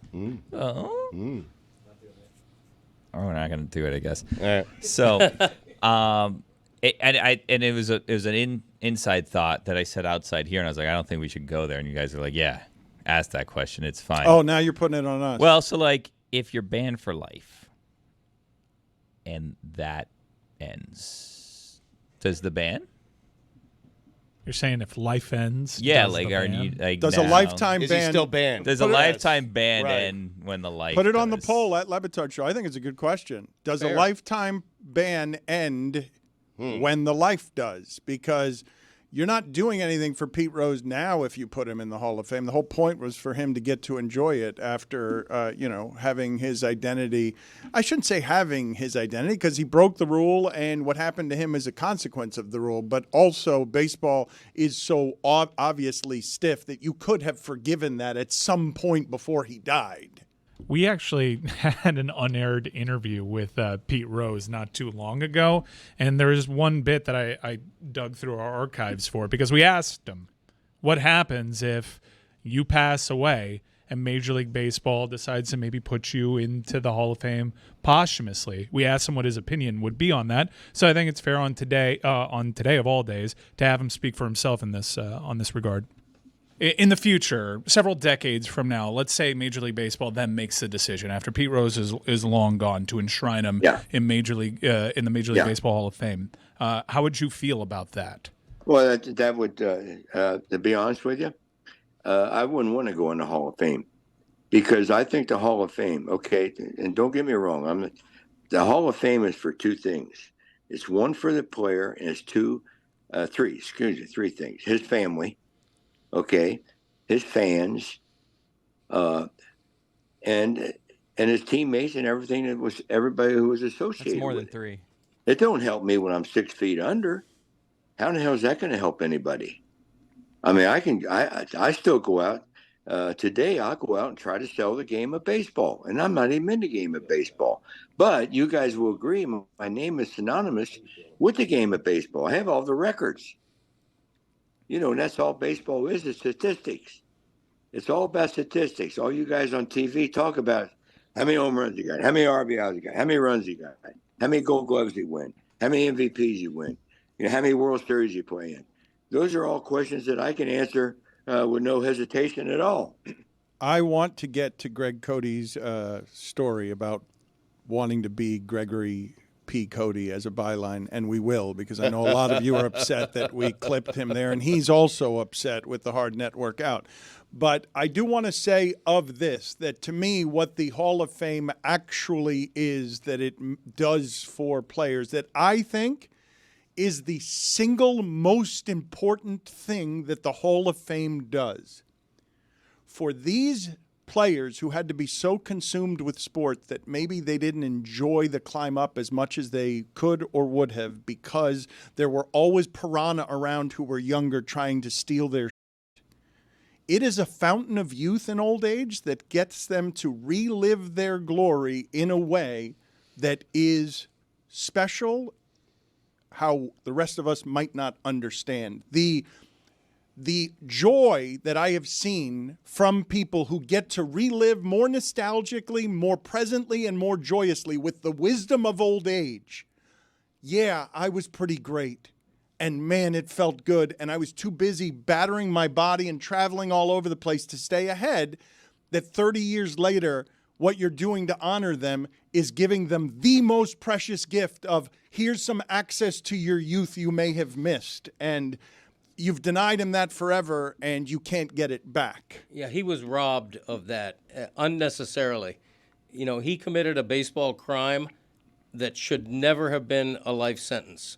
I've always said that you shouldn't have to be perfect to get in the Hall of Fame, and if you weren't perfect, let them note that on your bronze plaque for eternity. Let them note that he had the gambling problem that ostracized him for years, but don't keep him out and let him die without that. The whole concept of rest in peace, if you believe in that, he ain't doing that today. He's tortured in rest and always will be. I mean, but he's not an innocent victim. Like Pete Rose did this to Pete Rose, and Pete Rose in multiple conversations also lied about it, right? Yep. Like at first it wasn't, I didn't bet on baseball. And then it's like, I did bet on baseball, but I didn't bet on my team. But I did bet on my team, but I didn't bet against my. So like there never really was truth there, right? So like there's never really an honest conversation for the forgiveness with him because every opportunity he was given, legitimate or not, he lied about. Given the crime, given the lies, should it have been a life sentence for the all-time greatest hits leader who never cheated on the field, never had a hint of steroid issues or any of that stuff? I mean, that's the problem, right? Because he did break the cardinal rule of baseball, and whatever the penalty, whatever you think it should be, it shouldn't be keeping one of the all-time great players out of the Hall of Fame. It doesn't have to be forever is all I'm saying. Well, but it's also just an asterisk, right? Like, it's not real. Like, okay, he may not have a plaque with his face on it, but he will have things in the Hall of Fame. There's acknowledgement of Pete Rose. Like, people know who Barry Bonds and Roger Clemens are. And, like, we mentioned it and we touched on it on that interview that never aired, but, like, it kind of, and not to be like the whole Chris Cote, Zion Williamson thing, like, it kind of added to his aura, not being allowed to the Hall of Fame. It made him money as well. It was, you could argue, it was good for him, right? Like, making the Hall of Fame would have made him money as well. It might have, right? But like, how many people would know off the top of their head this is the hits leader and be interested in getting their autograph 50 years after they were inducted into the Hall of Fame? I don't know the calculus on if he was allowed to stay managing around the game and still was able to have a career in and around baseball. Hold on, he gambled as a manager, which is another problem, right? Yeah. Like, he's the one who's determining the outcome of the games, and he's gambling on his own team. I imagine during the meat of that ban, I know he showed up at Fox when briefly in their studio show, but I think a lifetime in and around the game, not being persona non grata, is probably worth more to him than being posted up at a sad Vegas casino. He was starting to make a comeback, and you will see in the end of his life that he ended up off of Fox because there was stuff with women that was problematic, and so he wasn't going to make it back no matter what it is that the contrition was. But I want to ask you guys more generally how you feel about the idea of going an entire lifetime without forgiveness. I am generally pretty forgiving. I'm also a bleeding heart leftist because a lot of people in this country don't think we should be so forgiving about things. I want people forgiven because I'm pro-forgiveness. Doesn't mean I don't want them punished. Doesn't mean I don't want consequences. I just rarely want it to be consequences so stiff that forgiveness never comes. There will be no forgiveness. You've made the mistake, and that mistake is forever. You will not get to correct it. That's it. It's over for you. I'm just generally against that. Not always either, by the way. But in this particular case, even though it's the worst sin in baseball, in this particular case, I don't know if I want to say, you know what? Once somebody's limping around in their 80s, can we reconsider some stuff? Put together a committee. How about this? You're applying age and optics, though. I mean, put together a committee that allows people, just in general, once they reach their 80s, just put together a committee of forgiving people so that we can all consider whether a lifetime ban should be for a lifetime or whether we send someone off where they can actually rest in peace while they're still living because we haven't chased them around with a pitchfork in their 80s. What do you think of that idea? It's an odd committee. Agreed. Is that the Veterans Committee? Because there are committees that also said, no, you can't get in. Is this the worst idea ever? Veterans of Forgiveness Committee is what it should be. No, the worst idea ever was Stugotz holding a napkin with the word Spags on it in the penalty box. That's all I had. That's I don't know where the camera is, pal. The The camera's been in the same spot the whole time. My apologies. That was the worst. Playing to the monitor. That was the worst mistake ever. It can't be forgiven. pretty bad. If I put it in front of the committee, they would never forgive No that. color balance issues. Damn committee. Do you not know color balance issues when you try to hold up a white piece of paper and Written you in just have pencil? thin ink? Or what are you doing, pal? What?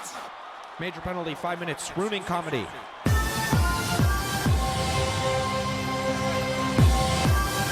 It is a delayed penalty. It's very delayed. I don't know why you were wearing. You wrote Spags on a piece of paper, put it in your mouth, and looked at the wrong camera, tucked it in your hat, and nobody could see the word Spags on the piece of paper. Nobody knew what you were doing.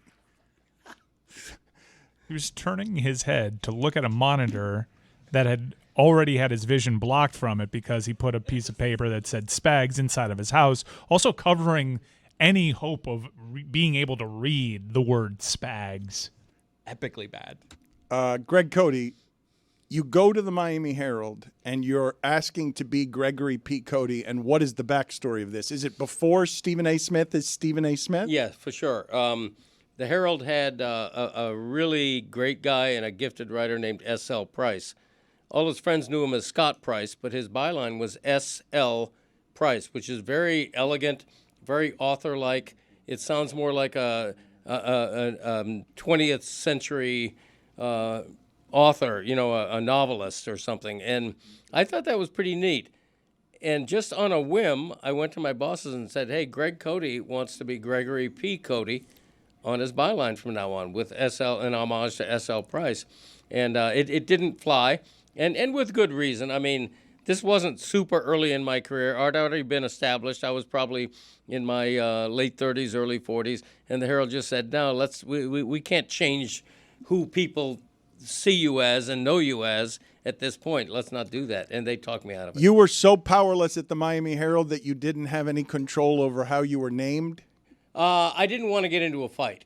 I'm sure if I had wanted to really make an issue of it, I probably could have. Theoretically, I could have gone by a pseudonym. I could have been, Nellie, Wild Bill Cote. All of a sudden, that's my byline. Nellie Wild Bill Cote, huh? Well, yeah, Nellie, a woman. He was going to do Nellie Doogie, and he got tripped up, and right. he just didn't know what he was doing, and so then he became Exactly. Wild Bill Cote. Wild Bill Cote, but I didn't want to do that. Could have been W.B. Cote in honor of Wild Bill. I didn't even think of that. But, so I'm just plain old Greg. How old were you at this time? I think I was like late 30s, early 40s. Yeah, that's too late. Is it? My step uncle, I don't know when your aunt gets remarried. I don't know the technical term. There's a lot of divorce in my family. Stunkle. Yeah, he changed his name randomly 3 years ago, and he was like, "Call me this now," and I was like, yeah, "Brother, you're 50. It's too late for that." Really? Yeah, you're John. You don't get to pick a new name now. What did he pick? He picked, I don't want to, JP. He's a really nice guy. But he was like, no, and here's the thing, is he didn't tell me hey, I go by JP now. My aunt was like, well, yeah, JP will be later. And I was like, who's that? She was like, JP? And I was like, that's why I asked who it is. John. So I feel like you can't change your name after a certain point because I try to be respectful and call him by what he wants to be called. Right. But I've always known you as a different name, and you just what at age 50 we're just never mind. It is weird, but when it comes to a byline though, S.L. Price was always Scott Price to me because his friends called him Scott. You knew him as Scott, but S.L. was just his byline. So if I'm Gregory P. Cote in my byline, people I know are still going to call me Greg. It does sound more impressive, though. I will grant you that a byline with an initial in it gives you put it on the poll at Le Batard Show. If you have an initial in your byline, do you seem more impressive than you are? Yes or no? Lucy, I don't know this about you. Everyone here, except Greg Cote, I think, gambles. Do you gamble? Do you enjoy gambling? Not only do I do it, I'm pretty good at it. Are you? I'm pretty good at my college football bets. Normally, if I take the time and really just sit down and do it. So my routine usually last year was different because DraftKings wasn't legal in North Carolina than it is now. So I always bet when I get home. I used to when we would plan out our trips, I'd be like, ooh, gambling legal state, so I could use the DraftKings app, and I'd always do it at the airport. The reason I asked the I'd question... land the plane and be like, ah. But I bet very, very little so that I'm not like, I just kind of like to do it because it's fun. I'm not actually like putting money that I can't afford to lose on it. The reason that I ask you the question is because if you enjoy gambling, you will also enjoy somebody else's bad beat story. Not your bad beat story, although there are some bad beats so bad that you can even enjoy those. I've laughed sometimes at the way I get beaten on things. But tell me whether you find this Pete Rose story, I believe it's one of the greatest stories told on this show, especially because it's this person telling it. Tell me whether or not you find this bad beat story to be funny. I had a horse 6 in front one night at Latonia, which is a track in Cincinnati, and a damn deer ran out of the woods and knocked my jockey off the horse. That's hilarious. That's the God's honest truth, guys. A deer ran out of the damn woods and knocked the horse jockey off the damn horse. How much was your horse winning by? He was 6.5 in front, going down the backside. This and they put a wall up at the track now, so deers can't get on the track. That ruled. Yeah, that's awesome. That was a great story. By the way, can I make a quick correction? You said I never gamble. Speaking of horses, I do bet on my racehorse Calmly whenever she runs. Is that right? Yeah, every time. Bona fides. She won a Grade 2 race earlier this year. Wow. In France or Germany, I can't remember. But, I won like $80. She's never a huge long shot, but she's always a small long shot. So it's not like you're never going to get rich. But, yeah, I do gamble in that sense. Greg, I thought of you recently because I saw the Kelseys bought into Team Valor, and they themselves have a racehorse now. Why are you swigging your coffee when he's talking? Because he just told a story, and he got to be the star of that story, and we talked about his initials, and he's just enjoying Travis Kelce himself. and I are Team Valor stablemates, along with Guy Fieri. Ooh. Greg, if you could change your first name, but it can't be Greg or Gregory, what would you change it to? Alphonse. Okay. Oh. All right. Would you go by Alf? No, Alphonse. Alfie? Ooh, Alfie Cody. Yeah. That's a good dog name. Next dog, Alfie Cody. Yeah, Alfie Cody. That's Ever cute. since that movie, wasn't there a movie called Alfie? Yeah, sure. It's funny that you say that because I'm reading the Will Smith biography, and they allowed him and Jada Pinkett went and asked their son initially to choose the name for his brother, and they gave him permission, and he just shouted Luigi. And they're like, we can't do that. And they crushed the kid, but then they named the dog Luigi. So they had the exact pivot that you had where they just said, name one of the pets that, and, left a broken-hearted kid with a brother with a different name because Jada and Will weren't going to have a Luigi Smith running around in their family. Do you think that this Norm Macdonald bad beat story told on our show, nothing can rival the Pete Rose story, but this blackjack story from Norm Macdonald is pretty damn good. One time I had a massive bet down. It was my last bet. I just said, I'll just bet all this. And then I got 2 aces, and and then I was like, I don't know if I have enough money, but can I get some credit, from the casino to bet on this other ace? And they're like, no. And I'm like, does anyone else want to buy an ace? No, but everyone else there was betting small. You were at a $5 table. No, I don't like the. What the hell? I'm watching the draft. What? Nor what? I was just watching the draft. Okay. All right.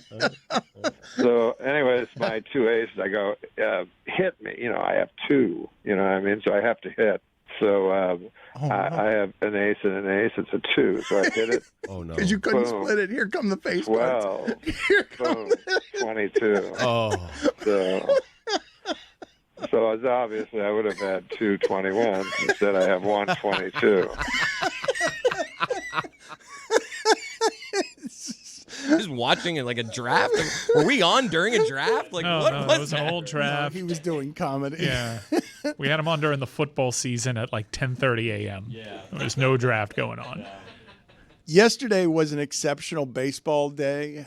It was a lot of fun. The doubleheader between the Mets and the Braves had consequences. I imagine, Billy, that second game of the doubleheader, you were rooting against the Braves, right? Oh, yeah, no. I wasn't watching the game, but I was rooting against the Braves, yeah. Mad Dog was watching this live. We've got a lot of Mad Dog sound. I don't know how long it is, but let's just enjoy this vicariously through Mad Dog, who cares deeply about the Mets, as in the first game, Francisco Lindor, who's been great for them. He was so bad for them last season, and he's just carried them for 3/4 of the season this year. Let's listen to Mad Dog react to Francisco Lindor's home run. And carried. Harris scaled the wall at a... I'm gonna lie, I thought you were going. We have 3 home run calls. I didn't have the Lindor one up, so I'm gonna do the Lindor one right here. Now he's got an opportunity against the Braves back of the bullpen. Now he hits a fly ball that's pretty well hit to deep right center, and this ball is out of here. Lindor has just golfed one out, and the Mets lead 8-7. A 2-run homer by Lindor, and New York has the advantage. Oh my goodness, what a baseball game! As Lindor hit a ball out to right center, it looked like a fly ball at first, but the ball carried. Harris scaled the wall and left it. And New York now leads 8-7. And Diaz gets a second life in the bottom of the 9th. Oh, my goodness. I don't know if you're allowed to do play-by-play like that. Maybe you are when you're on Sirius XM and they have certain rights to certain games. What other sound do you have from that doubleheader and Mad Dog that would show his general enthusiasm for all baseball riches that were happening yesterday? And did he just hit a home run? Is that Jesse? That is Nimmo. And he just hit the ball out of the ballpark in the upper deck and right. And the Mets now have a 6-3 lead. A 6-1 outburst in the top of the 8th inning against Snellbaugh, Jimenez, and Iglesias, and the Mets now are in excellent shape to win this game, and now everybody in Arizona has become a Met fan for the rest of the day. Oh, my goodness. Arizona got knocked out of the playoffs with that second game yesterday because of what Ozuna and the Braves did to save their season at the end. Give me a little more Mad Dog enthusiasm. It's 3-0 the whole game. Here's a 3-1 from Diaz. And there's a ball in the left field and pretty well hit. And it's off the wall. It gets by the left fielder. 1 run will score. 2 runs will score. And there's Atlanta Braves score another run. A 3-run double off the wall in left field by our good buddy Albies. And Atlanta leads 7-6 in an absolute classic now down in Atlanta. The Mets, who had a 6-run 8th inning, bring Diaz in, and Diaz gives it up. Back to back to back to back. And now all of a sudden the Mets, oh my goodness, how they bounce back in a Game 2 scenario will be fascinating. Iglesias now can close it as New York trails 7-6. As Albies just missed a grand slam out the deep left at a 3-1 pitch. And here comes Ozuna, 12 in front of the hour. We continue our Mad Dog Unleashed right after this.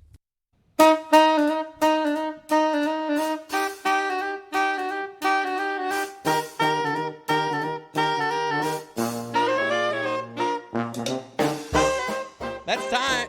That's right. It's time for Against the Spread. Let's go ahead and start it over. Let's go ahead. No editing. Let's just start it over. No editing. Do it again. Just leave it there so that people can feel your shame. That's and we the clean can way all to do sink it. into Yep, it, I like and then we'll just start over.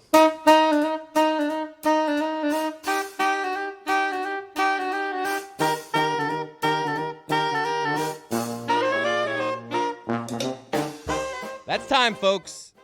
It's the spread. Let's try it again. And it's brought to you by... Try it again. No, let's look. Your father's ashamed. Take 3. Yeah, let's try this again. Again, leave all of this in. Do not edit it under any circumstances.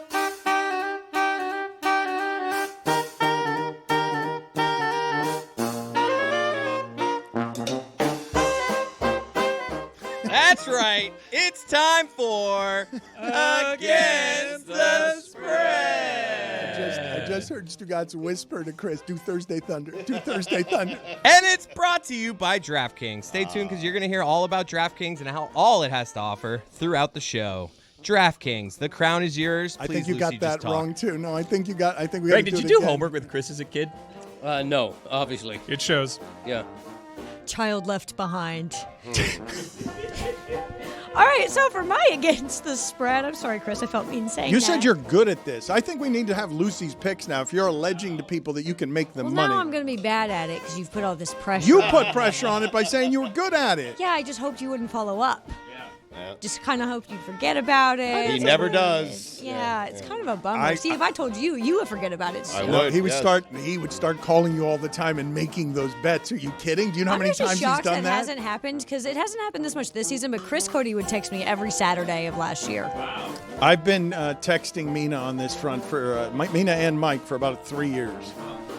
Well, don't text me. I'm busy on Saturdays. I have to work. You know how that goes. That's honestly, I almost texted you this past Saturday, but it was like right when I know you're out there like getting content. I'm just like, I'm not going to be that guy that's like, hey, give me your winners. You're out working right now. Give me the winners. Lucy, can you give us a winner? Oh, yes. So for my against the spread this week, I'm taking Pitt -3 at UNC against the spread. Pitt's 4-0. And shocking enough, they're going like anti-Narduzzi and they're scoring points. And I don't think, I'm so sorry, Taylor, it can be overstated how bad UNC football is this year. They are terrible. They blew a 20-point lead against Duke, the rival this weekend. They are awful. It's going to be a home game. There aren't going to be a lot of fans there. I'm taking Pitt, undefeated Pitt Panthers. Against the spread. For my against the spread, I'm going to take the fighting Texas Aggies against 'em. Mizzou. Mizzou's still good, but I don't think they're as good as last year. And now it kind of feels like Coach Elko's scheme, especially defensively, is starting to take shape over at Texas A&M. You know, I was a big Connor Wegman guy, but I don't think you can go back to Connor Wegman. Talk to some people around the program. But you can't take Reed out right now. Lavian Moss, fully online in the last game. A grinder, a bit of a grinder against Arkansas, but I think Coach Elko and that home field advantage will be enough for the 12th man. I'm going Texas A&M against the spread. I thought that Lucy and Mike alleged last year that Mizzou was doing NIL better than most, and that they had help from the state, and that Mizzou would be in the playoffs this year because of how they had reinvented themselves. Well, that was last year. There was a court injunction basically saying that the NCAA couldn't really act on any injunctions that they had on NIL, and Tennessee's also doing it quite well. Mizzou, they were first to the market with having that kind of setup, and they reap the benefits, and they still do. They still are recruiting at a high level, but the advantages have kind of dissipated some. I'm going to take the Miami Dolphins +1 at the New England Patriots. I know what you guys are thinking. Last night did not look good for the Dolphins and Tyler Huntley. He had, 96 yards. Not super efficient, but the Patriots haven't been much better, Dan. The Patriots' last 3 games, they've scored 13, 3, and 20 points. Their only win of the season, they scored 16. This is not a team that can put up a lot of offense. And with Tyler Snoop Huntley in there, I feel like things might click. Give them a little extra time to work things out. Also, here's the thing. When you go up to Foxborough, this is the time of year to do it. It's going to be a high of 69, a low of 50, only 6% chance of precipitation, and winds moving 7 miles per hour east-northeast. So, not a bad day for football. Fall has arrived in Foxborough, Massachusetts, and so will the Miami Dolphins against the spread. You are actively committing a crime against our audience by making them think about or watch that football game. If I have to, they do, yeah. That's a low bar. 16 points wins the game. Yeah. What is the over-under in Patriots Dolphins? That's going to be in the 35.5. 30s. Crazy. That's insane. I mean, it is insane given where it is we were with the Dolphins, I don't know, 7-8 games ago. That is the wheels falling off of the vehicle. They would score 35 points a game by themselves. 70 in one game. Do you realize that the thing that's happening with the Dolphins that makes me do things like say the season is over and they built it all wrong is, and especially when you guys are saying they're not big enough or they're a finesse team, they've built a Ferrari, and when the spark plug gets taken out, it's such a vehicle of the way that it's supposed to work with its parts. The vehicle is built fragilely, but Dan explains Let's not do a cars car without knowing analogy, anything yeah. about cars. No car would work without a spark plug. Let's give him a chance. Yeah, let's give him a chance. He's just Let it no. play out here. Keep going with. All right, Bob Vila, take it away. If you take out a spark plug, next thing you know, it seems like the brakes and the steering wheel don't work because the car just ends up in a ditch or doesn't turn on. Nothing works. I got a better one. Let me do this better. Is the spark plug that important? We have a I don't- Lamborghini, and only Tua knows how to drive stick shift. Everyone else just is trying. Is the car automatic or manual? In this analogy, Stick shift. Yeah, I think aren't all. I know. Well, he's Lamborghinis? the only one that knows how to drive it. But is this Lamborghini a stick shift? It's a stick shift. Yeah, he's the only one that knows I think how to drive. Chris's analogy is better than mine, especially because I don't know about cars and I don't have any idea what the spark plug situation I mean, your is. car could be fine if you lose a spark You plug. need a spark plug to turn it on. So without the spark plug, nothing. I need a work. jump. You understand what I'm saying when No. I say, though, that you have a vehicle and it feels like the brakes and the steering wheel don't work the moment that one little glitch is off. I had a car that every time you opened up the sunroof, it caused a fuse to blow, and then my car would randomly shift into park in the middle of me driving. Is that a good That's analogy? what's happening. That's a good one. That feels right. Also, the driver's side window didn't roll down, so I went through the drive-thru. I had to open the door. Oh, the worst. What about, Wow. what about the chassis? So embarrassing. So two is a sunroof. yeah. Where's the chassis? Greg, you owe $5 for your phone pinging there again. didn't know it did. Yeah, it did because it always does because you don't know how to turn Yeah, it Gary down. the Bag Rosenfeld texting me. That can't be true. No, it is. Get back to him. What'd he say? Last night while watching, I was chanting at the TV, "We want Stofa." Classic bag. Reference John Stofa, a Dolphins quarterback in 1968. Gary the Bag, we all met him and got cornered by him at Greg Cote's 70th birthday party. And Stood up and waved when we mentioned him in his speech. It was All funny. 1430 Gary the Bag. That's correct. Yeah. Yes. And you know it. And you do know it. Thank you. The Greg Cote Show featuring Greg Cote is Greg Cote's podcast. He wants it promoted every time he is on here. But before we promote that, Greg's been mad today, and he's been mad since last week, Stugotz, because he just said to me during the break, he's like, hey, I've got some trepidation about asking you this, but promote my podcast, okay? And I'm like, well, why? I asked you. I didn't say it quite that forcefully. I mean, You said you had trepidation. right, yeah. After last week. Yeah. About me promoting your podcast or asking me to promote your podcast after last week when you were trying to say something heartfelt about your wife, and I continually played with the microphone. Sure. So you're mad about that, and you're still mad about that because he says I got a memory like an elephant. Is what he Right. says. I don't let go of things like I'm that. getting over it. He said on the Greg Cote Show that that's as mad as he's ever been with you, which I called BS on. I mean, he gets mad at me a lot, and I understand it. He had every right to be mad. I'm apologizing all the time to Stugotz and Greg because of how we do this, because I often... Is that Dan's? Classic bag. He's just going to keep texting you because it went off again, and now you're not turn off even my hearing phone. What it. did you don't- respond Yeah, back? what did you that say he to the bag? I responded? didn't yet. I mean, Oh, give me- what's Right, the bag give him up to now? Give Yeah. him a second. I Tell him mean, I said hello. Hold on. Yeah, I don't know. He's who else working. it is. I've never I'm met gonna him, turn but- it off right now. What was that No, last no, don't ding? do that. Yeah. What was that This last is like thing? I'm this turning is it so off. peak. What did the like, he bag has no send to idea you? how to- I'm terrified to have it ping again. Dad, That we're was asking it. We what want that the last ding was. communication. It wasn't from him, so I don't know what it is. Who was it from? I don't know. But you control that. You sent it back? I mean, It's astonishing. You don't know how to put your phone on vibrate, so your move is just to turn it off. Was it That's what he Radke? did last time. He turned right my here. phone off for me and threw it across the There's room. a little thing right here. Luckily, it landed on a Greg, sofa. I did flip that it. because I keep turning it down and you turn it back up. So I just turned it off and got it. You owe $10, by the way, in Yeah. fines. All right, let me get right on that. You heck should of an pay them. apology. I mean, jeez. Pay them. That helmet's getting pulled in the bucket, and no one's actually paying their fines anymore, and it makes it just like a horrible thing. Amin because- Amin for the first time ever last week opted with the swap helmet to take the instant death and the fine bucket from Mike. It was an all-time moment, historic. Some are saying unhistoric moment. But there's no Historic. money in there. Jess No, has there was been $10. dead- It was $10. He did it for he 10 basically, bucks. Yeah, accepted a loss for $10. I have 10 here, but I can't give it because I need to save 5 for the valet. That's And, fair. In fact, That's nice of you. I was going to ask if someone could break a 10. You're going to give a 5 to the valet, huh? Well, his son shames him. It's Chris telling him Mas. It's not Christmas. It's begrudgingly he gives $5. It's Chris Cote telling his father, you don't give $1 and $2 anymore to a valet. You got to give $5 because inflation. Right, but if the valet spends 8 minutes getting my car, $2, 8, 7 in an hour, he's getting $14 an hour. Yeah. The idea of you going out of your way to break a 10 though is ridiculous. Like, why? Just give him the 10.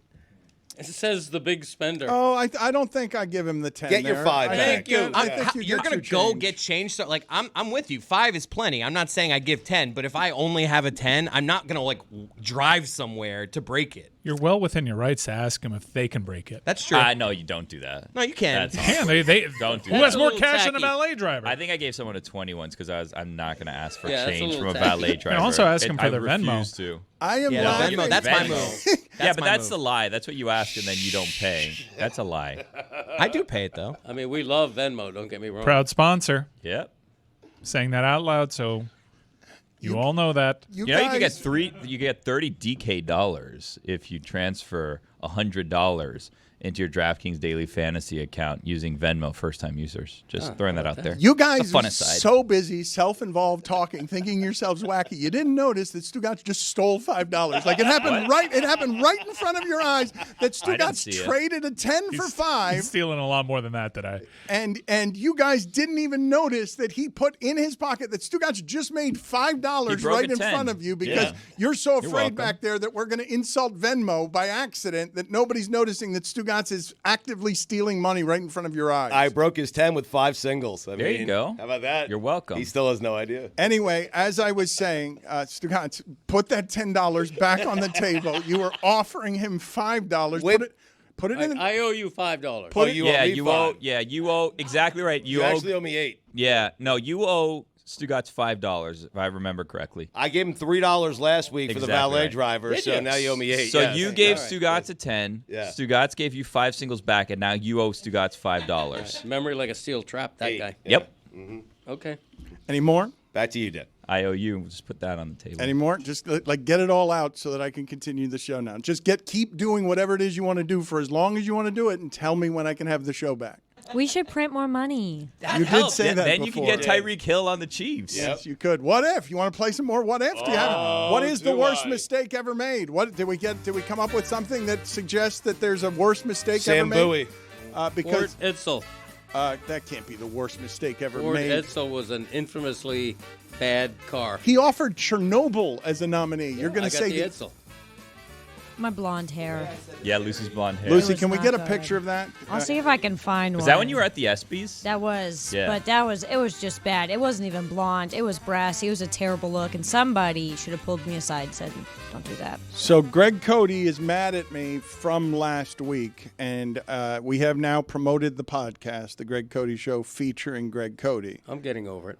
But there's also something else that he was upset about from last week, which is that he never got to do his Lobos update. He got mad again today because we hard network outed him. So he's a little bit agitated. He stormed out of the studio last week. But now the mayor of Albuquerque, evidently, is a big listener to the show. I wonder if this happens to you guys almost everywhere you go, because I don't know what your fame looks like when you travel. But if we go just about anywhere, I think there will be 1 or 2 people in some place that listens to our show. Like that it just happens weirdly. It's not a cavalcade of people, but like randomly you'll find that the mayor of Albuquerque is fired up because Greg Cote has been wounded by his Lobos update not getting to be done. So what happened with the mayor of Albuquerque? Yeah, Albuquerque, of course, is the home city of the New Mexico Lobos, which were named after Greg's Lobos, a lot of people know. Mm-hmm. And the Lobos, everybody talks about Georgia, Alabama as the game of the week. It wasn't. New Mexico played at New Mexico State in a storied rivalry. The Lobos were 0-4. They go into New Mexico State and win their first game of the season 50-40. Why'd they win? Because the mayor of Albuquerque, Tim Keller, chanted, "We are the Lobos," the most golden 3 words in all of sports. And that inspired the team, evidently. And so We are the Lobos. The Lobos. The Lobos. We are the Lobos. We are the Lobos.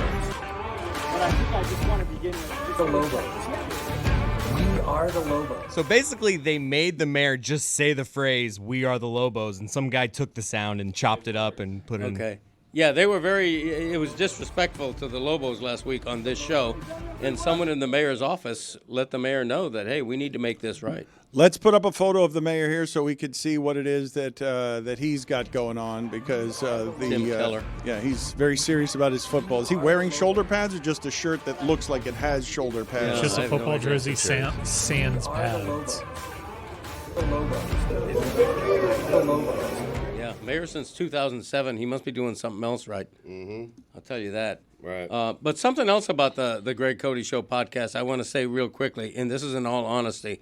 I heard about a listener of our show who climbed, and the Le Batard Show, who climbed Mount Kilimanjaro wearing a Greg Cote Show hat. And I'm like, I got to talk to this guy. So we had him on the show, and it turns out climbing Mount Kilimanjaro is the least interesting thing about this guy, because he lost his mother to a brain tumor. He himself is a cancer survivor, and he's got multiple sclerosis. He's climbing a mountain, the tallest mountain in Africa, with MS. So this guy's a truly inspiring story. And the only reason my dad wants to talk about it is because he was wearing a Greg Cote Show hat. Exactly.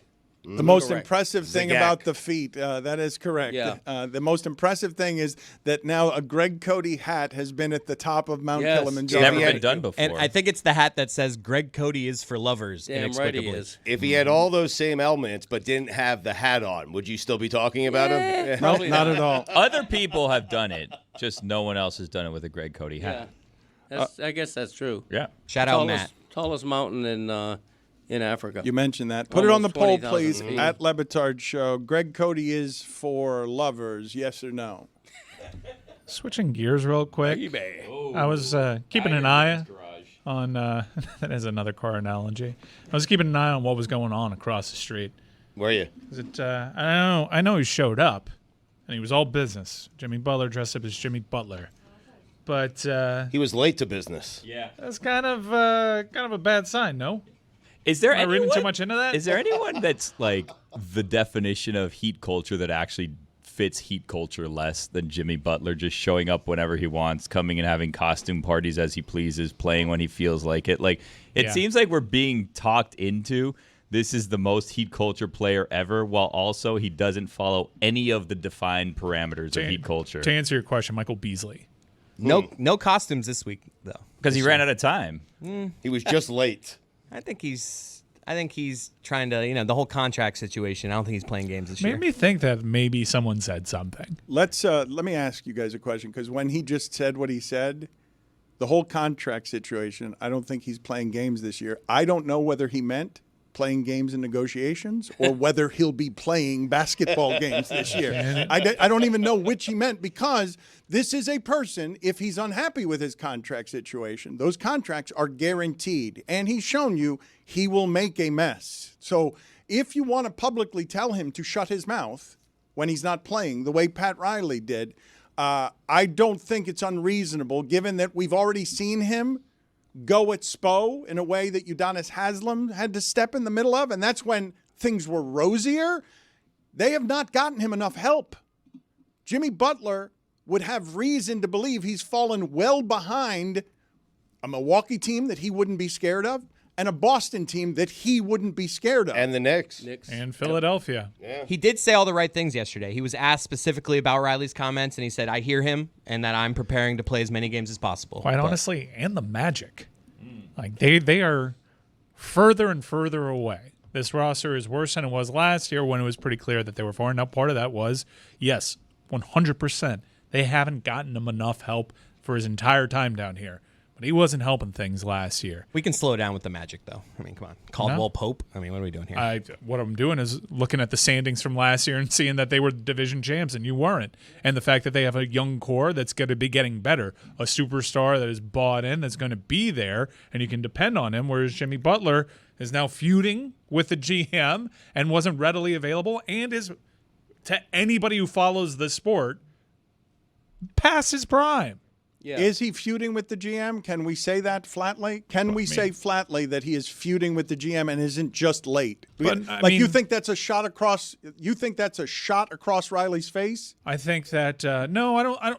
Maybe I'm reading too much into that. I'm just saying it's a bad start. And Jimmy said the right things yesterday. He could have made it messier. He did say a couple months ago that purple and gold uniform looks pretty good. And he also said that he's going to opt out. So he's had his moves. Pat did his public moves. So while it may not be an open blood feud, it's not like what's going on in Boston between Cam Neely and Swayman. It's still an ugly situation, and it's only going to get worse if the team isn't good, because Jimmy Butler has a history that you alluded to. He can nuke a franchise if he's not getting his way. And Miami has fallen to 6th or 7th in the East. They had a very sedentary offseason. They made no major moves. They got a couple of Jaquez and a couple of other. They have some young players who are developing, but Jimmy Butler and Bam do not have enough help around them, and they're not competing right now for an NBA championship. That's for sure. Indiana's better than them. We mentioned the standings last year. Orlando. Don't laugh at the Magic. No, Orlando's better than them. Chris was laughing though when what you I'm said Caldwell Pope. You're Right, no, laughing because at them, yesterday I was at Media Day and Ira did the thing of rattling off all the roster moves that the East made, and when he got to Caldwell Pope with the Magic, I was just like, all right, that's not the same as Paul George. Caldwell Pope, in the finals against the Heat, showed his value. He's a good piece. You said that they fall into 6th or 7th. That would be an upgrade over last year, and I don't see, unless you project Jaquez to take another leap, unless you expect some of these players on the roster to get better. And keep in mind, Duncan Robinson did improve last year. Unless you got pretty substantive steps in their progression, this team is going to be once again battling in that play-in territory.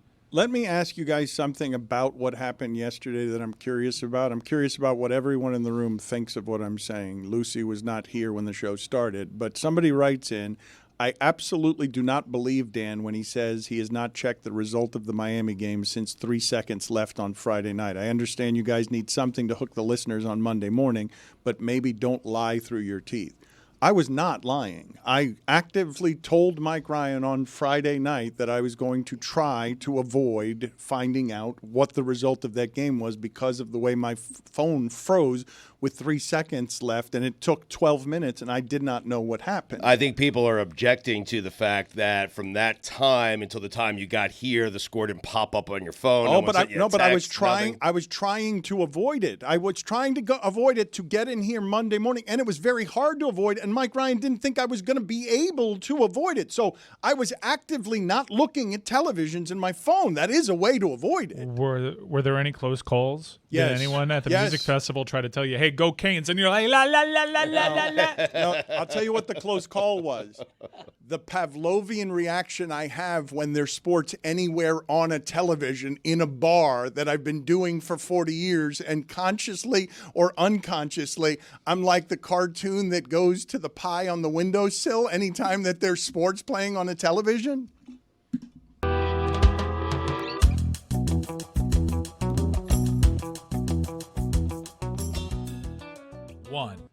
Tell you every week to support Game Time. They've been a great partner of ours, and quite honestly, I don't just love them because they're a partner of ours. I love them because I use this all the time. Whenever I am searching through the secondary ticket marketplace, I know Game Time is the top of the heap.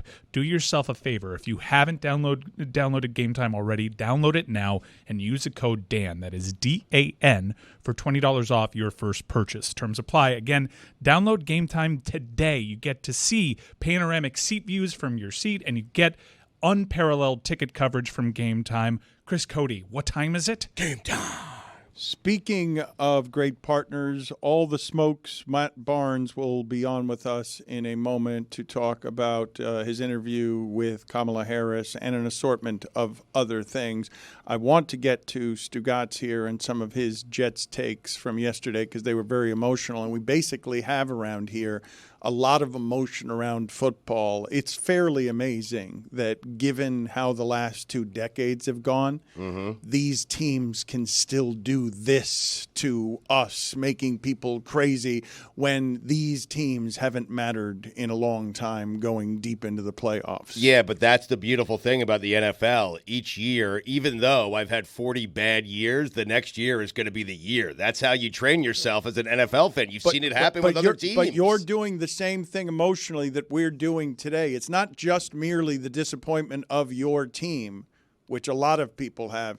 It's the inflated sense of hope that you had that you should know better than to have just because they give you a sprinkle of some promise of having quarterbacks that can play. It's better to have hope and be disappointed than live a hopeless life. You say that, but you're never disappointed if you reduce your expectations. If your expectations are in a reasonable place, you're less likely to get disappointed by things. I'm not saying it's a joyful way to live. It's but miserable. You get hurt less. You get hurt less. You definitely do get hurt less. I remember my experience as a Browns fan when they had one win over the course of 2 seasons. Nothing could really break me. There was nothing to actually get my hopes up. But when they had Baker and Odell and Jarvis Landry and everybody was talking about them and they were talked about as much as the Cowboys were, I was living and dying with those results because I got fed hope, and it's the hope that kills you. It is an interesting thing that happens all the time, Stugotz, because the Dolphins and the Jets should have knocked this out of us. And while you had the expectation, knock the hope out of us? Yes, of course. It's been the entire century. But Right. if you're somebody who expects, as you did last week, for the Jets to win by 3 touchdowns, which you rarely expect, and then they don't, what you end up getting mad at in the rain is that the Denver Broncos did to your offense the same thing they did to Baker Mayfield's offense when no one's done that to Baker Mayfield's offense all season. Right. The Broncos did the same thing to a very good offense the week before on the road as well, and you're not forgiving any of it. You're not giving the Broncos any credit for their defensive play. You're just crushing Aaron Rodgers because Aaron Rodgers is something that you expect something from. I saw Aaron Rodgers a week ago play a game at quarterback for the Jets, a game in which I've never seen a Jet quarterback play. And so, yeah, I'm blaming Aaron Rodgers. I'm not giving credit to the Denver Broncos. And, of course, fans are going to have hope because what you hope for, Dan, every year, did my team get it right? And you know who got it right? Washington got it right. They had hope headed into this season, and Washington has met their fans' hope.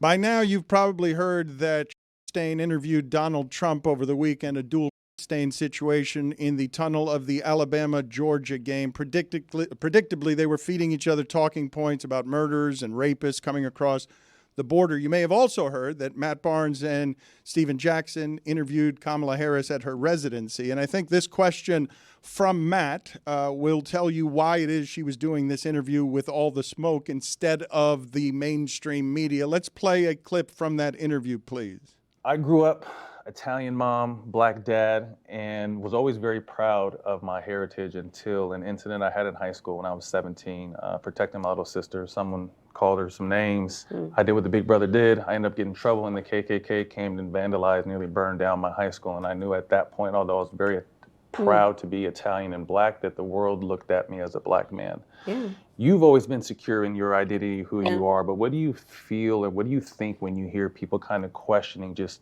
the fabric of who you are? Well, one, I don't listen to it. Okay.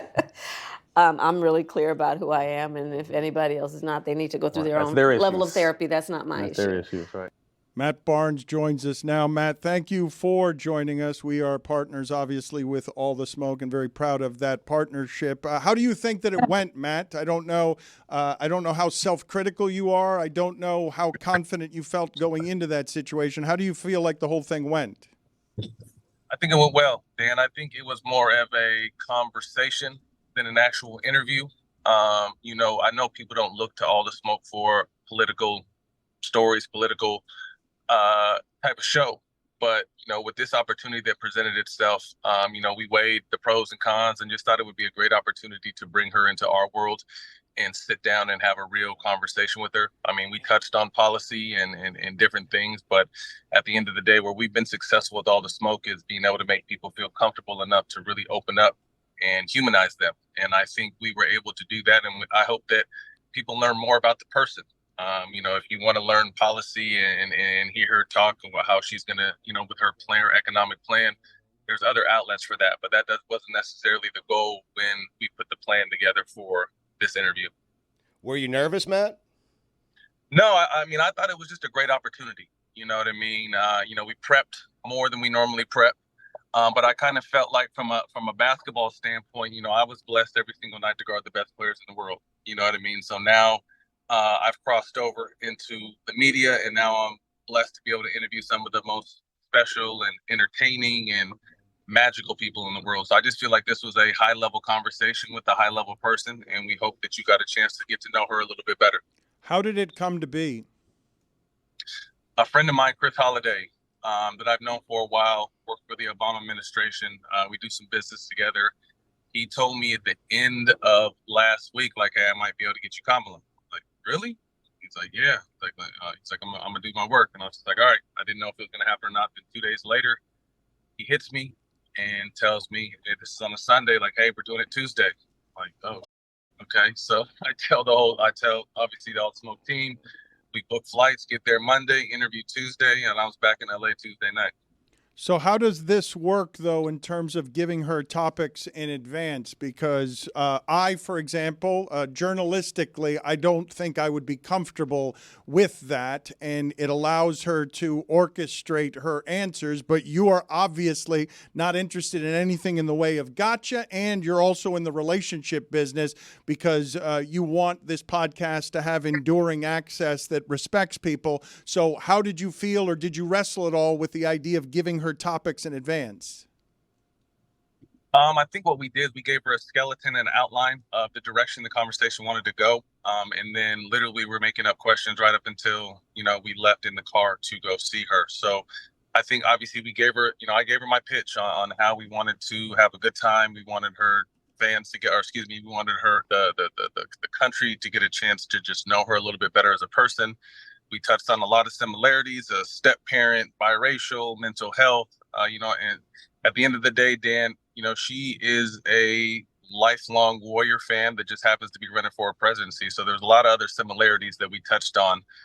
So again, yeah, like you said, we're not necessarily a got you type situation, but it wasn't to the T, like what exactly you're going to ask. We gave her a blueprint on just the way we wanted it to go, and they okayed it, and we went with it. Were you comfortable pressing her on anything like her office overseeing 1,900 marijuana convictions during her time as DA? So we wanted to get into the weeds of stuff, but we only had 30 minutes. We ended up going, I think, 45 minutes. I did want to because I've done my research, and although there was over 1,900 convictions, only 45 people went to state prison. And it wasn't just black, it was all ethnicity. So, I think there's a lot of stigmas out there that make people think like, oh, she's a terrible person, she's done this, done that, when she put a lot of programs together to help people, to rehabilitate people after they get out for low-level marijuana offenses. And this administration has also pardoned over 6,000 people and encouraged other senators across the country to do more, governors to do more, and they pardoned, a couple 100,000 people behind this. So, I did want to get in the weeds, but also, Dan, knowing my fan base and understanding that stuff is interesting to me, but it may not be interesting to our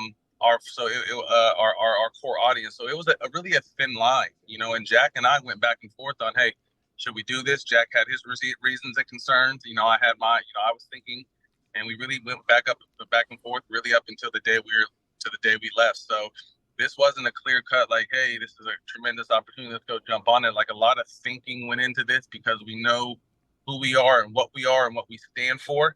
And sometimes people don't want to see those mix, although I don't mind them mixing. It's not about me, it's about our fans. Now, Matt, I think you were in her residence. I'm not certain if you made it over to the White House. I'm not even certain where her residence is, but did you smoke? That's all I care about. Did you smoke in the White House?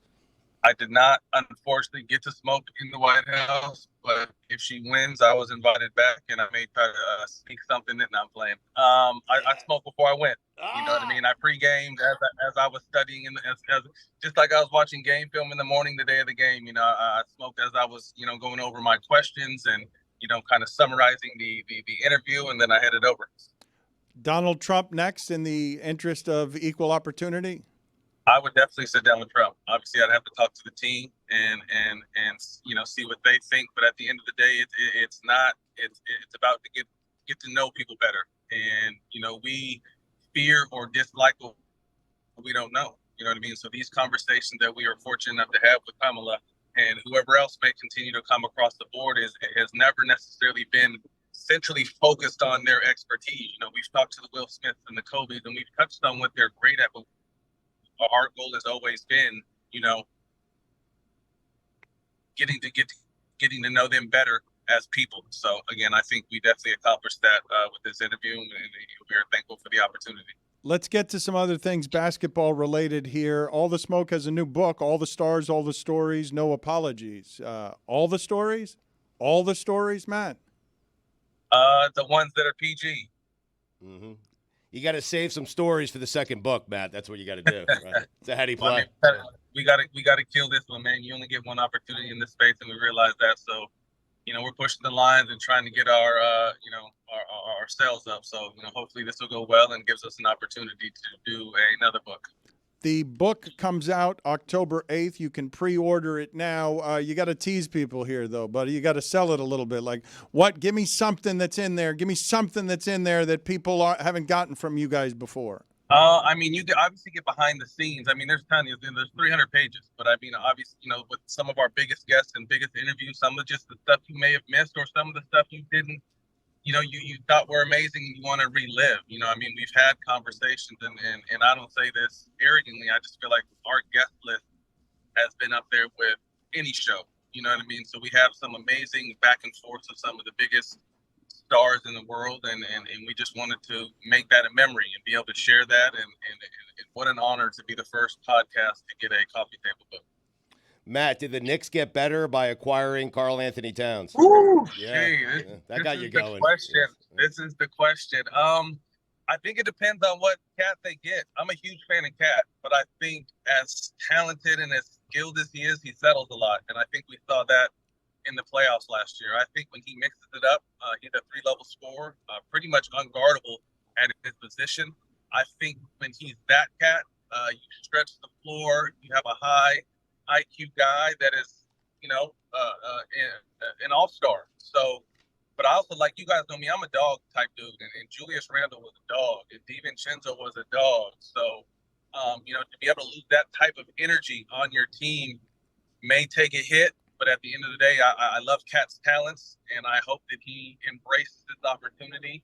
Obviously with the Bridges pickup too, the Knicks are really on paper starting to put a team together. So, only time will tell if this trade was a good trade or not. But from the outside looking in, as much as I love Julius Randle, I do like this trade for the Knicks and Cat getting a fresh start in New York.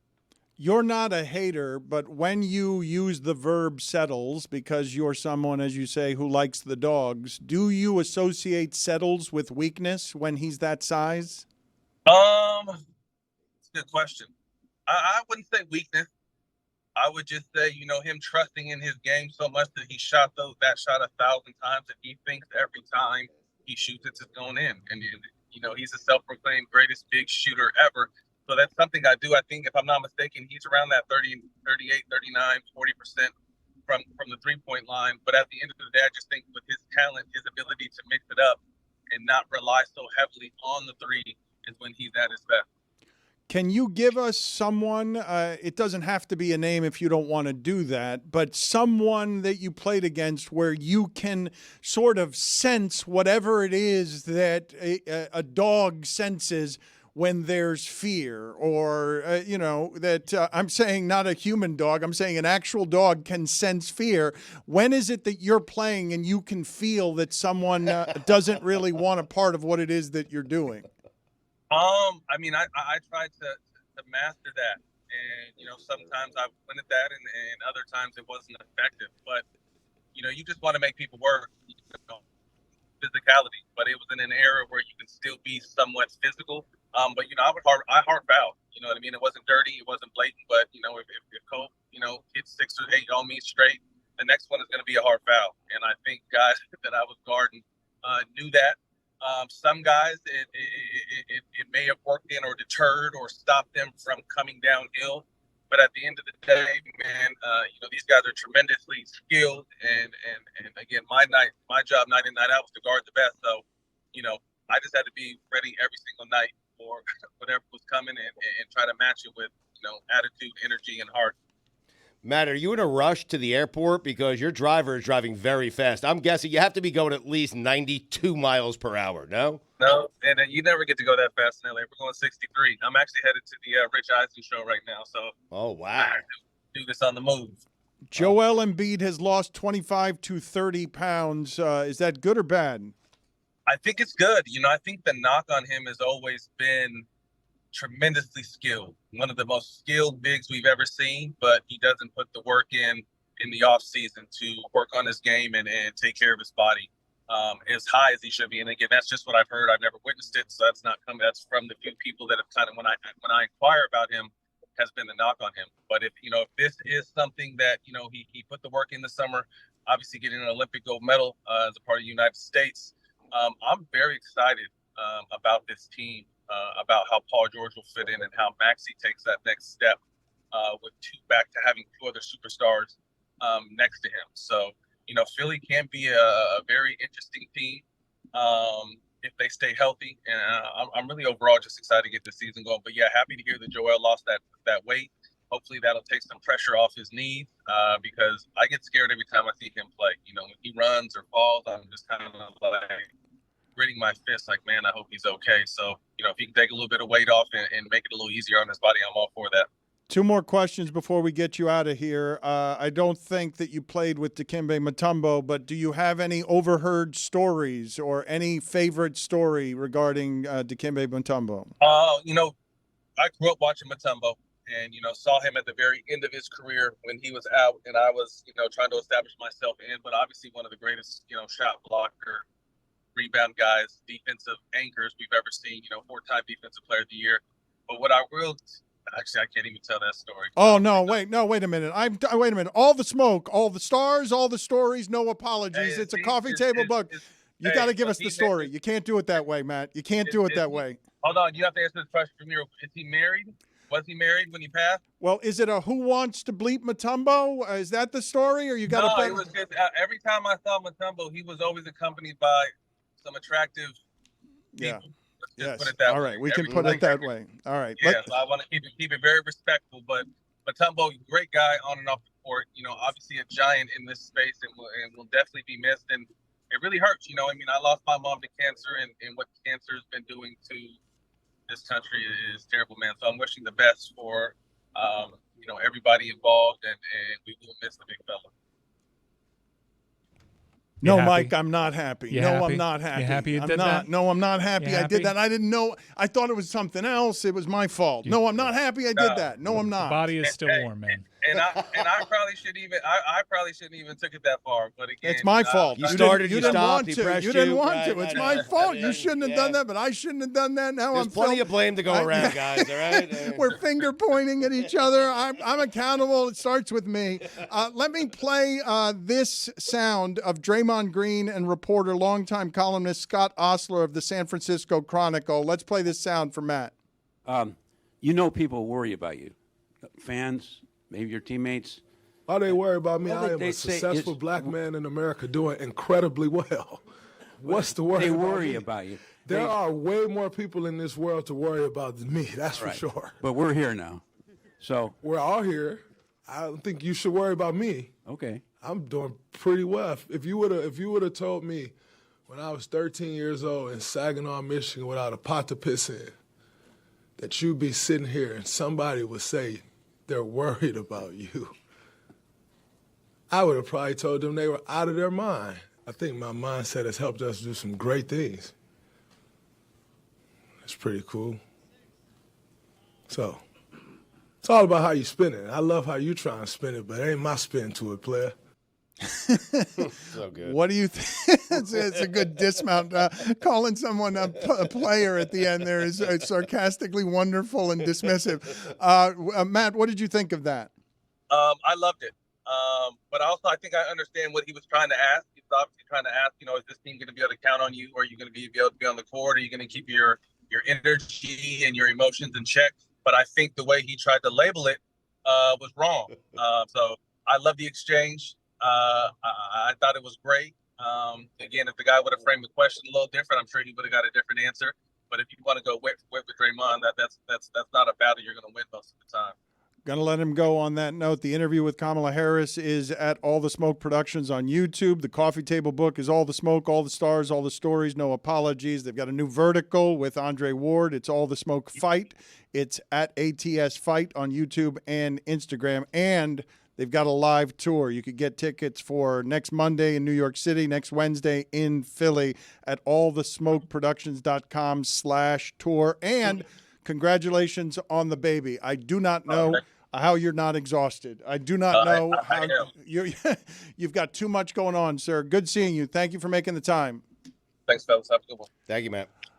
Lucy, you also are tired, and you don't have as much going on as Matt Barnes, but you have worked 14 straight days, and you seem that you were as tired as Greg Cote today. It seemed like you, a young person, an alleged young person, you had the bones and spiritual makeup of a fossilized Greg Cote today. I may not have interviewed a presidential candidate this week, but I did interview a lot of drunk people, and that might actually be more difficult, potentially. I agree, yeah. So I wouldn't necessarily say that he's more busy than I am. Journalism. Lucy, before you go, I have a question for you that I think you might be interested in regarding the big news out of the Pac-12. Yeah, they added Gonzaga. Yeah, you know what they say. Big Ten zigs, Pac-12 zags. Ooh, that's a good one. That wasn't a question. What do you make of trying that? Well, no, I was going to get to it. One of the things, Greg, that I always find funny about this obsession that we have with America's most popular sport, while most of us watching have a very remedial understanding of how things happen. So Mike McDaniel 4 games ago knows how to do something that no one else knows how to do, and now Kevin O'Connell knows how to do something that no one else knows how to do. For now. Yeah, for now. It Right. changes from day to day, but there was a guy who ran this division, the AFC East, for a long time, who has universal genius, who's now unemployed in football genius. And the reason he had it is because he figured out, once upon a time, what McDaniel figured out with Tua, he figured out with Tom Brady, and then Tom Brady never got hurt except for that one season. And that one season, Bill Belichick, who had expertise on both sides of the ball, went 10-6 or 11-5 with Matt Castle. But the nature of that genius that we don't understand. I want to play for you a story from Bill O'Brien, who's now at Boston College. And Bill O'Brien is talking about their quarterback room. And I want you to hear what a caveman genius Bill Belichick was when he tells this story with Julius Edelman about Matt Castle and Julian Edelman about Bill Belichick. There's a lot of good coach stories. I can remember like the quarterback meetings when I first got there. So that was Tom, Matt Castle, who you know is one of the funniest human beings of all time. Up there with Matt Light, Rich Ornberger, like those three guys. Outrageous. These are very funny They're guys. funny guys. As you know, Bill would come in later in the week, meet with the quarterbacks, and Bill would take his shoes off. And Bill, as you know, Bill didn't wear socks. Yeah. So and at that time, the quarterback meeting room was pretty small. And so I remember this one meeting, and Matt Castle was like, "What is that smell? Like, what is that smell?" And like nobody says anything, and we're all like, Matt Castle, he was the very funny guy who didn't care about making anyone uncomfortable. He loved making you, and so he was like, no, seriously, like, what is that? Bill, is that your feet? And Bill, I'll never forget this. Bill looked at him and goes, "Castle, just shut the fuck up." I was like, it was like my first year there, and I'm like, I cannot believe I'm witnessing this right now. But as time went on, you could believe it. Julius Edelman would be like Randy Moss. He would look like Randy Moss. Put it on the poll, please, Juju, at Le Batard Show. Would Julius Edelman look exactly like Randy Moss? A different guy. Again, though, the top of the AFC East for 20 years, stinky feet genius who communicates by telling somebody, shut the bleep up, because his feet stink. And I'm when I ask you guys the measurement of genius in that sport, is it just whoever's winning at that moment who surprised you because you didn't think they were going to be any good? Pretty much, yeah. Because Brian Flores is now that guy. So they're 4-0 all of a sudden. And that big interview we did with Tua before the season, where Brian Flores has to come out with his soldiers at his side to defend himself, that was 4 games ago. Yeah. And now Brian Flores, everybody's saying because they're 4-0 and no one expected the Vikings to be any good. As soon as they're up 28-0 and we can't explain Sam Darnold, it's got to be the coaches. Must be the coaches, how'd they get to 4-0. But explain this part to me. Shanahan had Darnold.